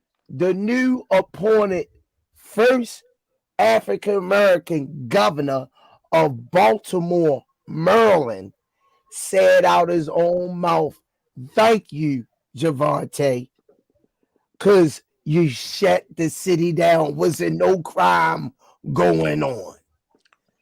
Everybody was tuning in, waiting for Javante Tank Davis to make his awaited return to the ring." That was powerful. And it was. And I said to Wes, Wes, he doesn't just shut the city down. He shut the whole I-95 down. Yeah. Because you got to look at it. They was coming from the top of New York down to come see him. Man. And everybody that we know, that arena didn't get full until he stepped in that ring. Yeah. I was hearing the people in the crowd. They say the Beatles is coming. The Beatles is coming. Oh my God. And a lady pushed me, almost knocked me down. Senior grabbed me because I'm shorter than Senior. He held me up so I wouldn't get trampled on. They say they go Elton John. They go Elton. Benny and the Jets. Yeah. Yo, Tank a rock star. He's a rock star. He puts up. Go ahead, Hey, Fannon. Yes, Question sir. for you. Yes, sir. When the last time you seen Tank numbers from pay-per-view since he started this journey? Since when have I seen them? Actually? Yeah, you actually seen them. Never. Never. Because Showtime doesn't release them. The only time Showtime has ever released a pay-per-view number is when Dana White from the UFC lied on the pay-per-view numbers for Floyd Mayweather Jr. versus Conor McGregor and said it was 6 million. Wow. And then he said, look, I have to tell you what the numbers are because we're a publicly traded company and we don't release the pay-per-view numbers. They don't release the paper. They cannot, by law, report incorrect pay-per-view numbers because it's a publicly traded corporation and it can be used to affect their stock price. So they never officially release any pay-per-view numbers for anyone. The most they will do is say that something is not true if somebody overestimates it. In boxing, the only real numbers that you ever get to determine whether a fight is successful or not is the gate. Because the gates are released by the state commissions. Right. Because they have to release them because it's public information and people have to pay Preach, taxes. Preach, man. Keep doing what you're doing. Yeah, you never know the pay-per-view numbers. But I will tell you this though, and this is the video that I did. I said this in a video. You can do some extrapolation. And I remember hearing wait. Run that word again. Extrapolation. God damn. I can run that shit again, yo. Give it one more time. Extrapolation. Can you use that in a sentence? Yes, I can extrapolate based on the data available what it is in a general sense that Gervonta Davis did. Goddamn. Watch, like, all right. So here, watch this. There was nobody in the house, but you and the dog. It did not smell like weed when I left. It smelled like weed when I got back. I can extrapolate from those facts that you smoke weed, not the dog. No, don't do it like that, yo. If I don't use that damn word. So that's what I'm sorry, bro. I told you I grew up in a boardroom. So extrapolating, let me tell you what I can do to tell you what makes me think what he does. Gervonta, did Coach leave it go? Coach went away? No, I'm right here. Oh, okay. So you got my ear, man. All right. So Gervonta Davis, let's do this. Gervonta Davis said in a tweet, responding to a tweet from some group that made $13 million in 45 minutes. Tank tweeted, in 3 hours. Tank tweeted 45 minutes. So Tank implied in a tweet that he made over $13 million for a fight. Leonard Ellerby then said, that is true. He's like that, right? So if he made $13 million for a fight, how many pay-per-views did he make?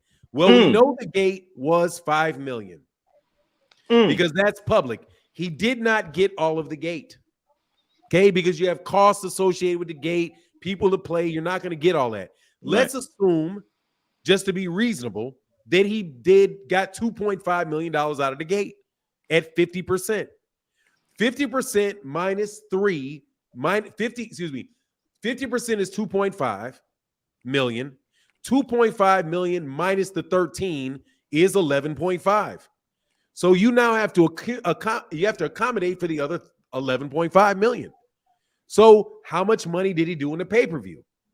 If you say he just give him $1 million for sponsorships, which I think that is a little bit over the top, but say he got $1 million for wearing trunks that say Under Armour and Tecate beer on the right, and you take $1 million away, so that leaves you with what? 10.5 million.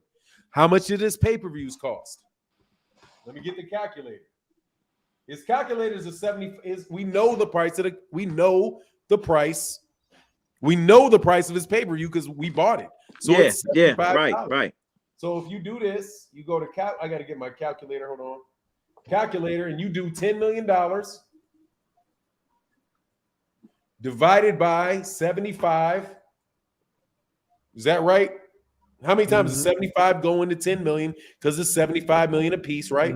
75 divided by 75 equals 133,000 pay-per-views. If he did a $5 million gate, got half of it, and he had $1 million worth of sponsorships. If you get rid of the $1 million worth of sponsorships and you say it's 11.5 divided by $75 a piece. Ooh, clear, I messed that up. But yeah, anyway, if you do the math, that can get you to somewhere where it is. He would make $13 million roughly off of 150,000 pay-per-views. Damn. Just because you know how much the gate was. I don't think he's getting 50% of the gate, though. I think that's high. Because you're going to have a lot of costs. You got to pay for the gate. You got to do all of that type of stuff. And then also the $1 million versus sponsorships just for that event. That's a number I just pulled out of the thin air. Yeah, you pulled that out the hat. Yeah, so really, I won't tell you can put that back. Yeah, exactly. So I would say if I had to get, I don't even have to guess. There's a calculator out there. The calculation for how many pay-per-views people sell is usually 2.5 to 3 times the gate. So if he did a $5 million gate, more than likely he did 15 to $20 million in pay-per-view. Those are the numbers. Those are the numbers that you would somewhere wind up with, something like that. That's how people know how to invest in fights. That's why people are like all this talk about Terrence Crawford and how much Terrence Crawford needs with Errol Spence. To anybody that's ever actually ran a company, they'll look at it like you out your mind. You do 150,000 pay-per-views. You did 120,000 pay-per-views. You did a gate of 600,000. Your entire fight is generating somewhere around $10 million. Why would I pay you $25 million for a fight? Right. Because the first thing they all going to sit down and look at them numbers.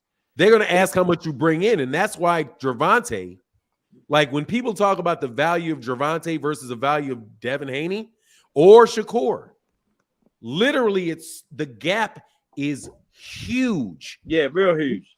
Because you're looking at how much you're bringing in. You're not looking at how much you pay. You're looking at how much money you're bringing in. So if Tank brings in a $5 million gate, he brings in $20 million from pay-per-view. That's $25 million that he's bringing in revenue. Right?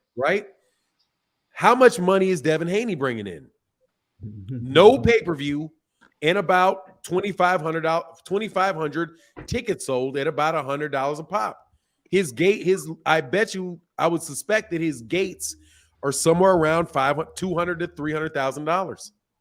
So he's bringing in a $200,000, $300,000 gate with no pay-per-view, and Tank is bringing in a $5 million gate with a $20 million in pay-per-view. That's why I'm really telling you that you were even talking to them. To me, is like, what are you talking about? You're not going to buy what are you talking about?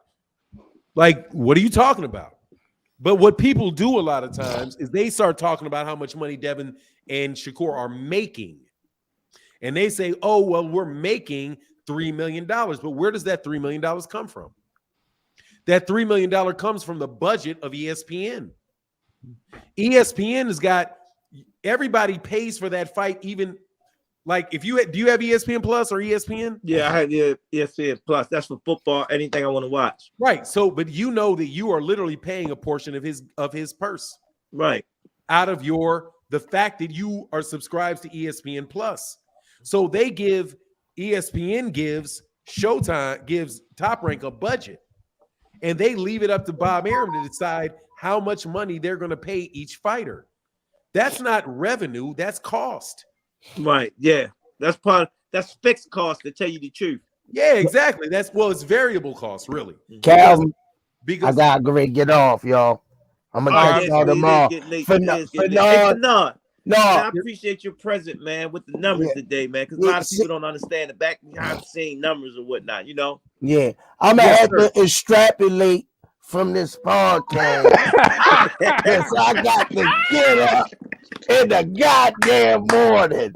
Yeah. Hey, Squeeze, I love you for that one, Squeeze. I love you back, Coach. Yo, but that was a good show, man, because you really had to look at everything that everybody keep talking about, and that's why I always saying they chasing the bag. They know where the bag at, so I understand. But they got to worry about the fight that's coming up. Yeah, man. Y'all, hey, Squeeze, before you go run down these super chats for you leave. Can you do that? Oh, I'm sorry, bro. Yeah. Well, you worse than the other man. I ain't gonna say Movie King. Movie King. Go ahead, Squeeze, run them down. Right back at you. No matter of fact, Fannon, you run these. All right, Kai said almost 310 in attendance tonight. 80 likes. Get them likes up. Let's check them likes, man. See if that's right. Nah, they got 279 likes. You behind, bro. So he got 130. Get them likes up, man. All right, so what's the next one? He running numbers now, y'all. I'm telling you, bro, I be listening to y'all talking. Good, Fannon. You got another movie thing. Hey, Josh, what's going on, Mr. Furlong? Says salute coaches, unks, and chat. And most importantly, salute Fannon. Thanks for the good boxing mind, bro. All love, Gervonta Tank Davis for life. It's camp time. Yes, sir. Thank you, brother. Appreciate you. You got another big boy. Hey, what's going on, Cal-El Coolit? Said, hey, y'all owe me some money, man. These are my subscribers donating, man. hey, talk to them OG all day. Now I ain't gonna talk to them because I'm telling you, they don't want to listen to me. They got more. They better men than me. I tell all y'all to go suck to your hip cup. No joke. You got another one. They said, what you mean? What you mean, Khaled? Super chat. I can't see that super sticker. That super sticker is way back, so I can't see that super sticker. Thanks for your support. But absolutely, man. Thank y'all for supporting the Rize podcast. Right back at you. Shout out to the Rize podcast. And much respect to Coach Kenny and Coach Calvin. Continue the great success. Future Hall of Famer salute. And actually, do not forget leader of the kids, man, which is what y'all need to do, man. Because some of y'all gonna get some of the kids up out of Baltimore to do some great things. No, we got a plan. We got a big plan. And when you see it, you're gonna go like this, yo, them jokers working. I'm trying to get Fannon to come past the gym. You got another one.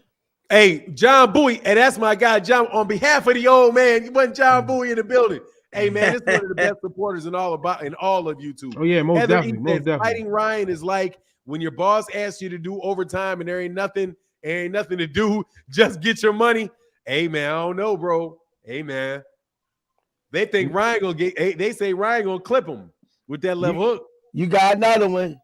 And I just did that. Fannon is telling the truth. Oh, they don't deserve him to be in the ring with Tank.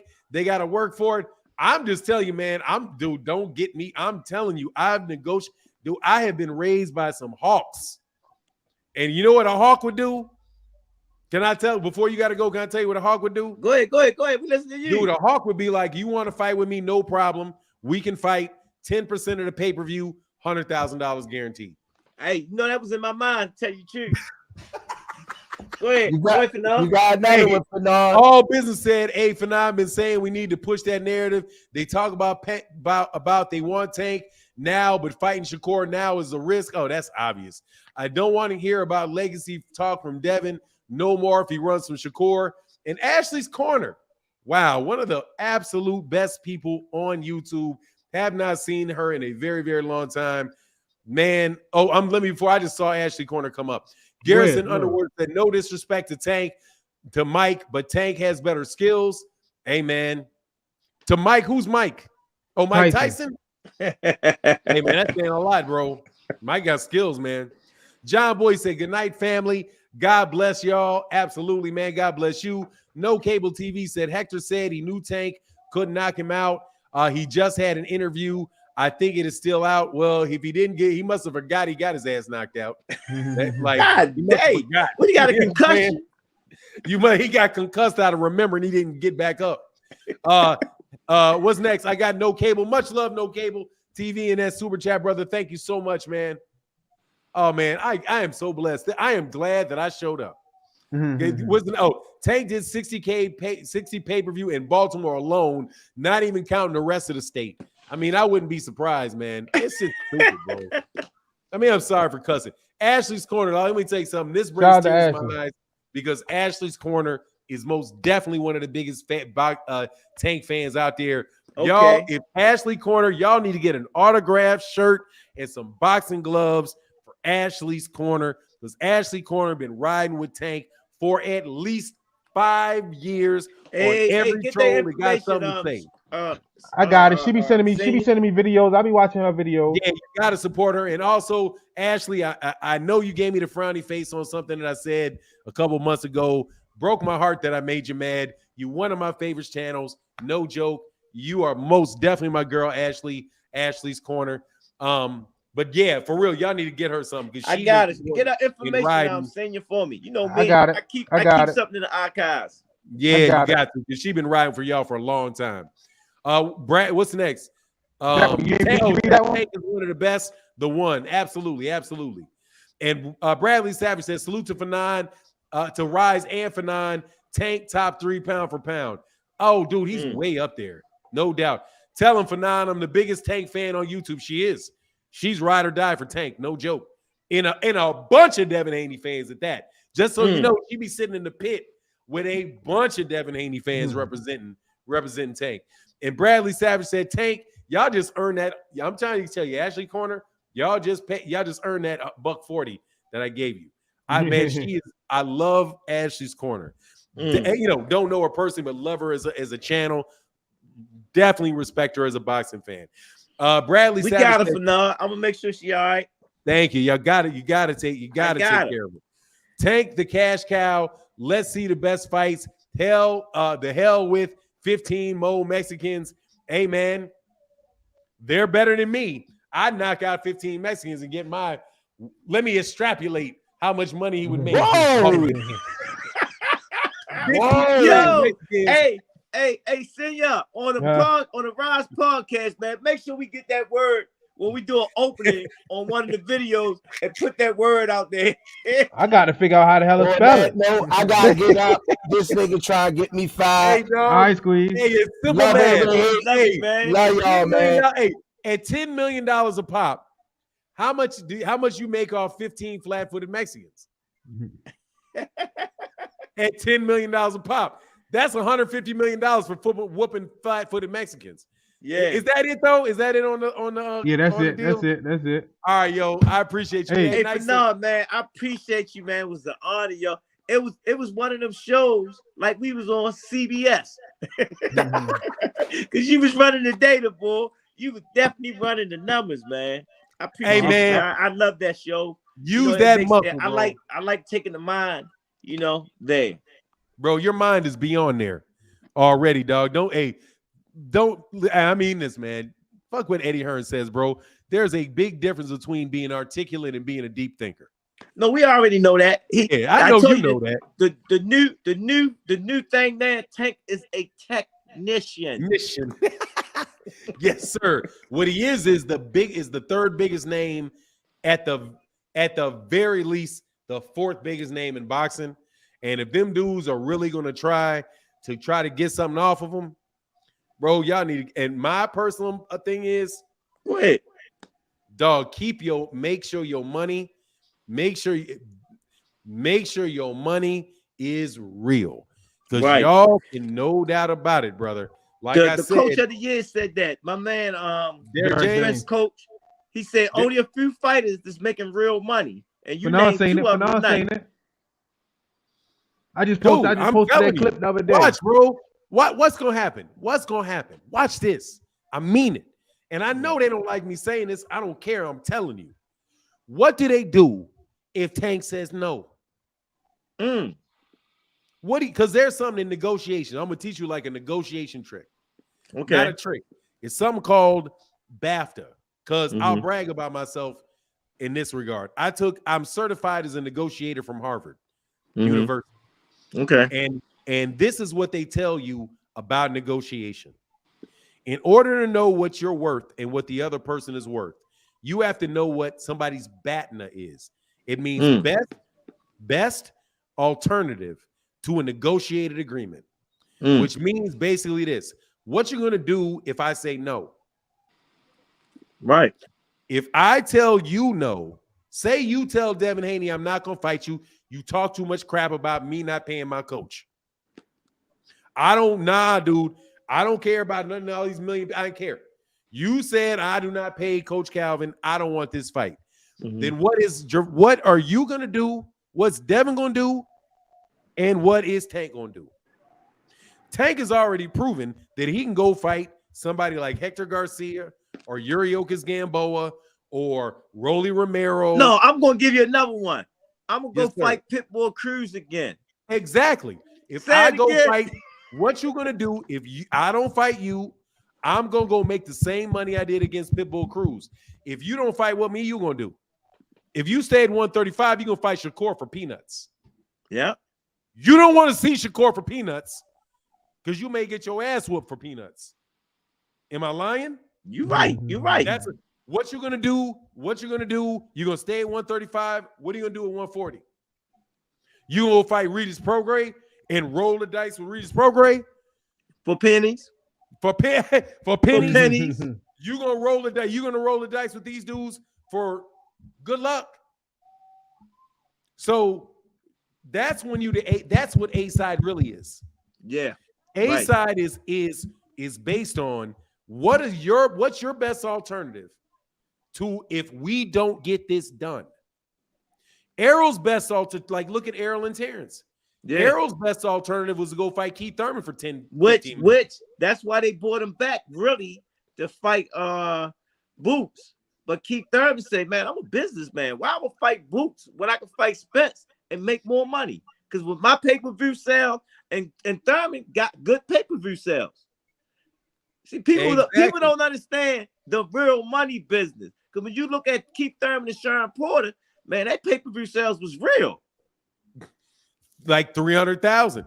According to what real. They say. Yeah, absolutely. Man, I watched that. I seen that. I said, wow, that makes a lot. And that's what Boots needed. That's what Boots needed. He needed a named person to fight to get his stocks up. So what's Terrence gonna do? Go fight Boots for pennies? You know what I'm saying? Nah, he don't want to do that neither. That's like that's like walking through a minefield. That's my point. So not it's like for pennies. That's my point. I ain't walking through the minefield for pennies. Exactly. All of that stuff, that's exactly my point. Yeah. If y'all with the work that y'all did, y'all already deserved everything y'all have. So yeah, people don't understand. There's a lot of work behind this monster. And a lot of talent. God, I don't know who his daddy and mama is, but God dog, they got it right. You know what I mean? That's a lot of talent. They two lovely people, man. What'd you say? They two lovely people.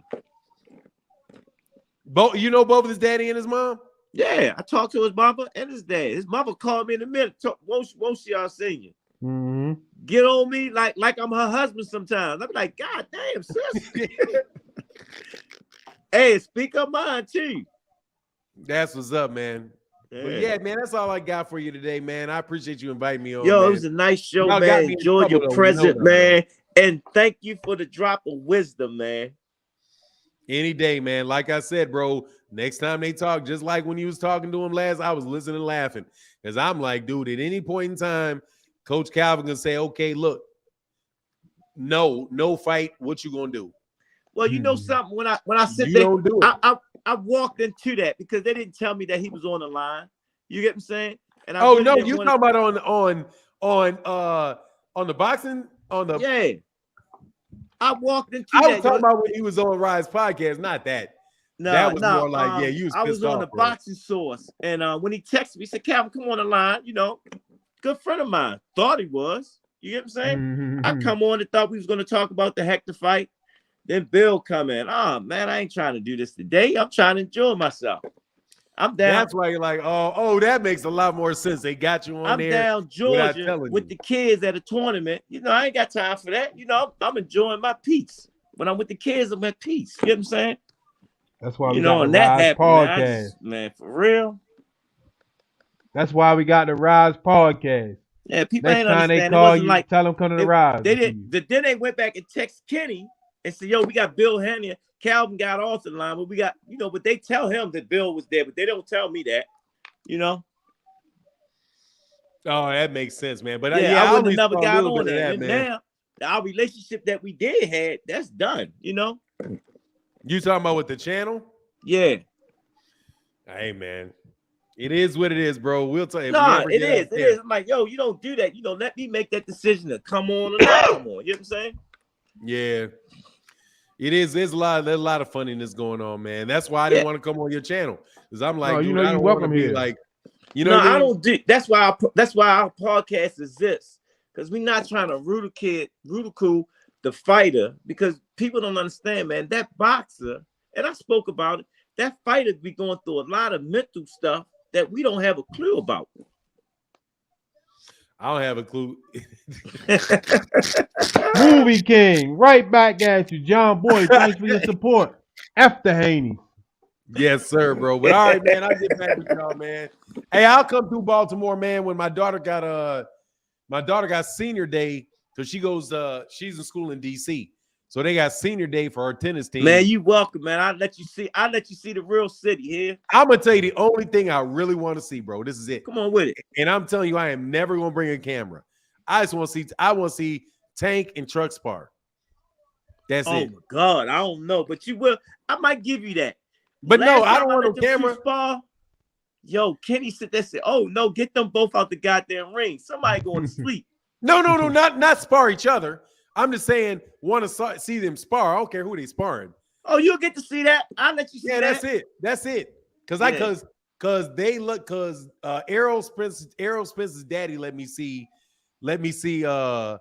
Errol spar before the fight with Sean Porter. And when I went there, Derek James, that's a big dude, man. If you ever met Derek James, that's my brother, man. Yeah. Dog, Derek James gave me this look like I will beat the shit out you if you pull this camera out. He was like, what? He looked at me like, dude, all like this, like, what are you doing here? Man, look, bro, I just want to see the spar, and I don't want to interview. I don't want to put him on my channel.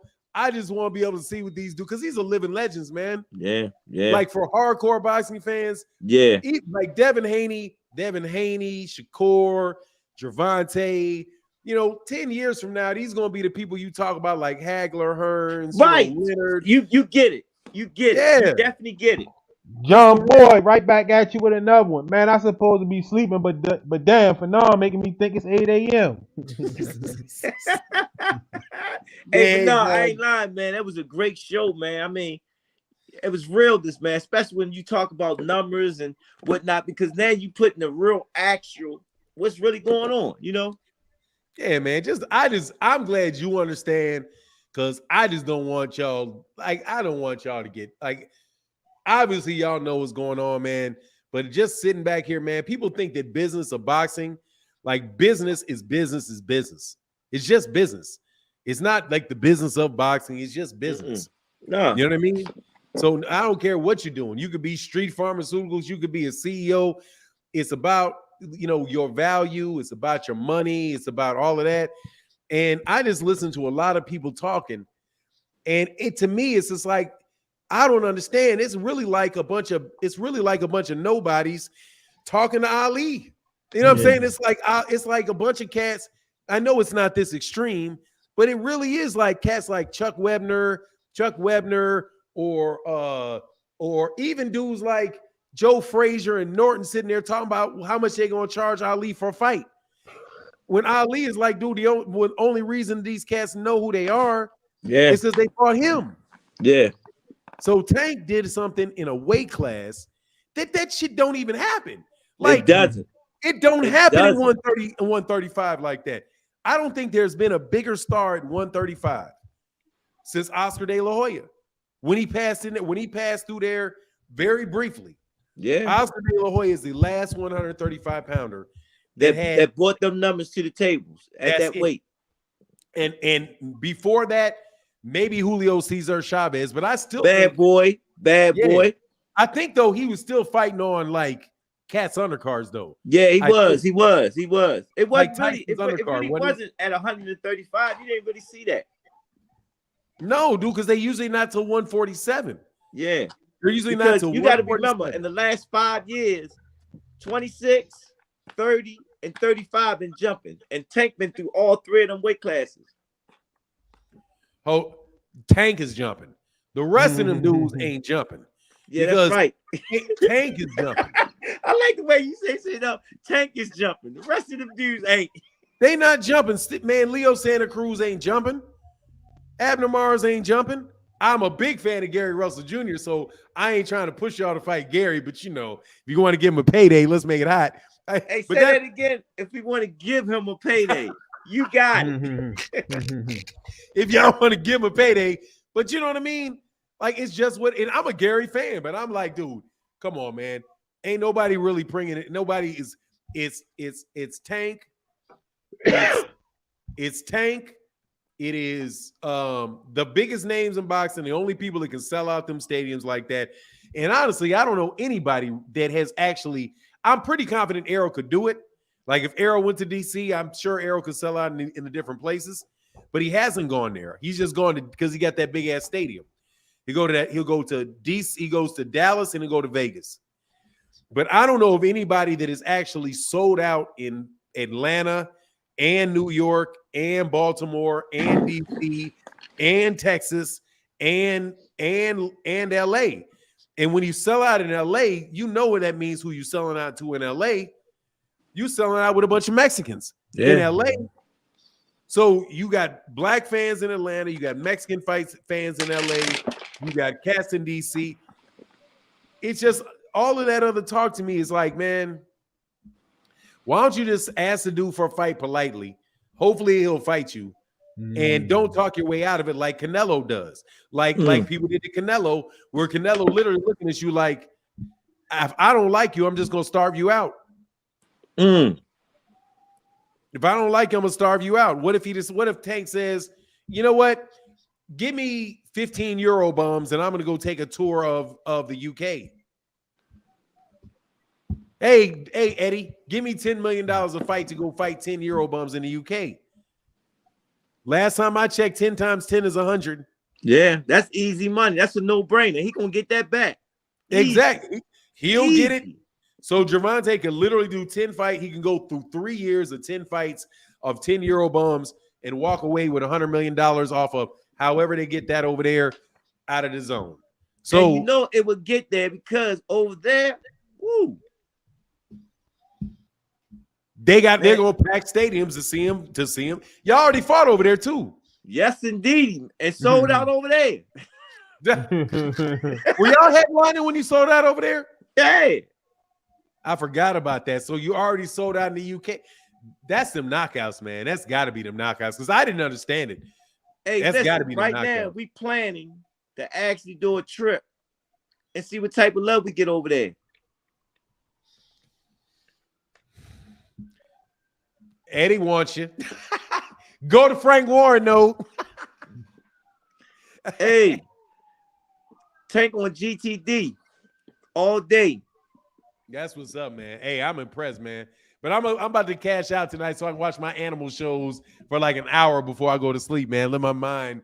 I'm gonna let you hang out with Kenny. That's what he do. He like them animal shows. Yeah, that's all I watch, bro. I watch this channel called Casual Geographic. It's a black dude. Young black dude that basically does these like comedic animal videos called Casual Geographics, bro. Shit's hilarious and very, very informing. great stress release called Casual Geographics. I'm gonna check it out. Check it out. Definitely check him out. You like animal shows? I like when I'm around Kenny, he like that old man syndrome. So I go in there, he always doing them type of stuff. So I sit there and watch stuff like that. Mostly I be doing just figuring out the next move. Oh, hey, dude, you ain't too much figuring, bro. You just got to choose between risk and a lot of money, or lower risk and slightly less of a lot of money. Yeah, you know what I mean. But it is what it is, man. Y'all want to be greats and want to whoop people. Hey, I always call this fight we go into now. It's the start of it all. So y'all, I don't want to ask y'all, but you feel confident about this April 15th? Yes. I mean, only thing can change is the fighters. Say it only again? thing can change it is the fighters, camp-wise, something, injury, something like that. You know what I'm saying? Oh, okay. Yeah, y'all about to kill it over there, man. You got to remember, Tank is already just getting them back focused and focus on a new opponent. That's all. Just focus on a new opponent. His body already where I needed to be. And to tell you the truth, I don't know. But after that performance I seen, he's coming into his stuff now. Man, it looked great, man. Somebody got another after looking at that performance, I always sit there and say, y'all haven't seen the best of Tank. I think Ryan is going to be the start of it all, of chasing what he want to chase. And like you said, we already got guys lined up for how we plan to do it and whatnot. It just, what can we do that nobody else doing? Movie to make King. the world talk about it when he's done. Right back at you. Chase Benjamin, can y'all sue Rick Glazier for lying? Nah, no need, man, because there's no damages. They didn't. You can sue them, but you got to show some type of damage. Yeah, and yeah. They haven't had any damage from it, really. You know what I mean? And he's not lying. He's just saying a source of mine says it. So it's nothing there, man. Nothing there. It is. But all right, brother, man. Much love to both of y'all, man. I'm about to crash out. Peace, Coach, man. Enjoy you again, man. Enjoy you, man. Hey, I'm gonna come back again, man, because I don't want to get because all y'all coaches are training at 8 o'clock in the morning or something. You know what I mean? Like I was gonna have Derek James on, but Derek James like, what time you on? Like, man, I'm on at 8. He's like, I don't know, man. We started training around that time. Yeah, we're in the gym. We're in the gym getting it in. What time you start? I open up the gym at 10. Oh, at 10 for yeah, and 10. But it just depends what type of mode, because I go work out in the morning myself to get my body, and keep my body in shape. So when I'm in there, right now, we got a lot of young fighters that that we was moving, and then the date that we do have, I was looking at all the Tanks. Tank got a lot of guys, a lot of fighters. Get what I'm saying? And I'm trying to come up with something where we can market the guys and find the right guys that we want in our circle to do what we're trying to do in the game. And you've seen a little demonstrator of all the guys on the East Coast that we try to put on to get them with it. But, again, they got to show up. And that card was hot. Yeah, that was, man. And what you think about that Floyd, that fight, that young Floyd, the fighter they calling like a young, looking like he's a new You talking about Moten? Yeah. Man, the kid, he's nice, but again, like I say, you gotta wait till time. He's going through his transition, and he's been doing great. He's on a platform where he's good right now. Everything is good. It's just when he make that transition, how that or whoever he's with, how they move him. You get it? Yeah. I think I do. that part can make you or break you. But he was like that in the amateurs? He like that now. He's like that. He's definitely like that. You hear this from me. If you watch some things that he do, he really studied Tank. He's been studying Tank since he's been boxing. And he's always been that exciting. That's the only fighter that I know that's coming out. Well, you got another kid it's 3 kids coming out of Vegas that got high potentials, but it's based on how they move them. That's what's up. For you to sit there and say, because you don't normally hear about good fighters coming out of Vegas. That's originally not from Vegas. You understand what I'm saying? That there's not a lot of fighters coming out of Vegas that are from there. Yeah, from there. You don't hear about fighters that's from Vegas that made it to them levels. Because there ain't nobody in Vegas. There ain't that many people here. Right, but I'm trying to say these 3 fighters originally, they've been born there, grew up there, really came from Vegas. Oh, okay. Yeah, that's rare. That's rare. It's 3 fighters that I'm watching their career. 2 of them that I'm close with. No, actually, all 3 of them I'm close with, but 2 of them I talk to their family. You know what I'm saying? You know, and they listening. Where you what do you think the best? What's the best area in boxing? Michigan, Baltimore, DC area, New York, Florida. What do you think the best, like the number 1 area is for amateurs? I always say that the East Coast because of the boxers that come out since I've been doing it. You know what I'm saying? But Ohio been making noise for years. Yeah, they nice, man. Ohio been making noise for years. You know, like when I sit there and when you building the fighters, I say certain cities and certain areas you got to watch out. You know what I'm saying? Because you might think it's a duck, might be a goose. Hey man, people don't give Ohio no credit for Ali. Yeah, they don't. But it's a lot of Louisville, and it's right there. Ohio. Yeah, there's a dude named Ohio Runs Boxing. It's on YouTube a lot. They got Bronner and Easter and man, all of them came out there. That was that era of really, but before them, it was hot fighters coming out of Ohio, man. But they again, my favorite is everybody feels Sugar Ray Leonard didn't want to fight him. The Hawk.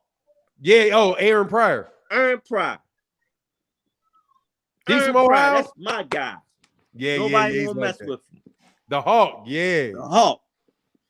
Man, that's what's up, man. Hey, anyway, I gotta have a count on the channel one of these days. I'll do a late one or something. Let's do that, man. Here. Yeah, man, we'll do it. Just as long as you know, bro. I ain't trying to ask let's you. Make that happen, man. Because we can talk. We can chop it up about a lot of things. That's what I like doing. Talking about it's education for the mind. Yes, sir, man. No, I told you we different over here, and it helps you see past all that smoke. What you say? What'd you say, Senior? I told you we different over here, Fannon. Past all that. Yeah, smoke. y'all good people, man. It's just that I got dog. You know, I'll be up like at 6:30 in the morning, man. I'm like, my dad. I grew up with my dad and my brother. Got this in my head. Like, I would get up in the morning at 5:30 in the morning, and my brother and father are out there arguing about business on the way to go to the train, to jump on the train, go to downtown. That's what it's about, man. You know what I mean? Me and Kenny do it about the fighters. Yeah, so it's like, man, you wake up, like if I'm not up in the morning and doing something in the morning, I feel like, man, you know, I just don't feel right. So when I get to like now, it's 11:30 your time, it's 10:30 my time. I'm like, I got to do something for my mental health, so I keep keep everything between the ears. You know what I mean? Okay. You know what I mean? Yeah. But it's nice talking to you, man, because it's not like No, it's great talking to you. Y'all ain't trying to perform, honor, bro. Man. I mean, you like, yes. Yeah, y'all ain't trying to perform. Y'all like really trying to talk, man. Because I can talk about that business side. I can talk about just business because that's what business and law. Because like I've got a legal background and I got a business background as being like, because that's what my family's always done, man. But boxing, I don't really know too. I used to fight all the time because I was the only black kid in an area, so I had to learn how to fight, but not like y'all understand, like really understand. But what I find funny with y'all do, like you and Derek James don't sound anything like the YouTube channels that break down boxing. Like y'all don't sound anywhere as like nowhere near as nitpicky, like how he moves his foot to here to there. What do you think? What is that, man? I don't know. One thing that I learned doing this: take the person and the fighter as they are, and brush all the dust off them to make them who they becomes. Like how people do sculptures with clay. Yeah. And you just form it out of whatever material. Just form it without a material. It could be wet. It could be dry. But they say that's what you got to work with. Make something happen with it. That's what's up, man. My son wants to learn how to box. He wants to learn how to fight. Because nowadays they Coach Kenny used to say that. Kenny used to say, he said, man, I don't know what you do to them guys. You would take a guy that don't have no heart and turn him into an animal. I said, they said, because I talk about situations that's real when you step in that ring. That's what's up, man. Oh, that's great. All right, brother. I gotta go, man. I can talk to you all day, brother. All right, hey, senior. You know you got me, bro. You got me for my money. You got me for my time. You get one of these from me. No. Hey, thanks, brother. I appreciate you, man. Hey, let me ride in that fat Beamer you got there, bro. What kind of that Beamer was as big as not that Beamer, that Benz as big as a bus, man. Yeah, little SL. That's all. The little something. That's all, you know. I try to brother. be nice, you get what I'm saying? But again, I mind my business and just trying to help my youth. Just trying to help my kids to give them insight of the world.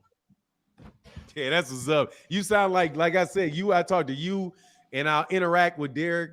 And I was like, I sent him a message to be like, man, congratulations.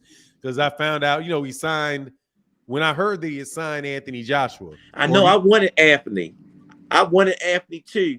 Because, Anthony got a lot of great skills with him, but he's just missing a little bit of salt. He's kind of missing that, he's kind of missing a little bit of the nigga in him. I'm saying, but he's missing. Kind of missing a little bit of that, though. No, we saying the same thing, but I want to see what Derek do, because that's going to really. He got to get some of that, because he could beat you up. You ain't got to worry about your chin so much if you out there about to mash this dude. But that's the part that Derek got to bring out of him, and that's what I want to see Kenny do it. He got it, though, because he got it with Klitschko. Smoothie King, thanks for your support. That was the only fight, but you got to remember, that was the old man coming back. Yeah, no joke. And it was a good fight, but that should have catapulted him of being what he could have been. Yeah. Because he have boxing skills. He does. As a heavyweight too. As a heavyweight. He's a big boy. I'll take it. I like him but I like Deontay, man. That's my guy. Deontay got that kiss. He got that. Yeah, he got that. What you call it? But I like this kid that be wearing the meat coat. Jared Anderson. I like the way how he come out. I forgot his name. Jared Anderson. Yeah, I like him. Is that somebody other than Jared Anderson you talking about? No, you talking about Jared Anderson. I'm talking about him. Keep your eyes on him. Nice. Yeah, from Ohio. Yeah, keep your eyes on him. Coach Calvin Ford. That's the next heavyweight. Yeah, he's nice, man. All right, brother. He got that attitude, man. He got that attitude. Bust me in my mouth. Yeah, he does. He does got that attitude, man. No, he got the right attitude. He got that attitude. Bust me in my mouth, and I'm gonna show you what I'm gonna do to you. Yeah, I got something for both of y'all, because both of y'all don't know how to do it. So I got something for both of y'all.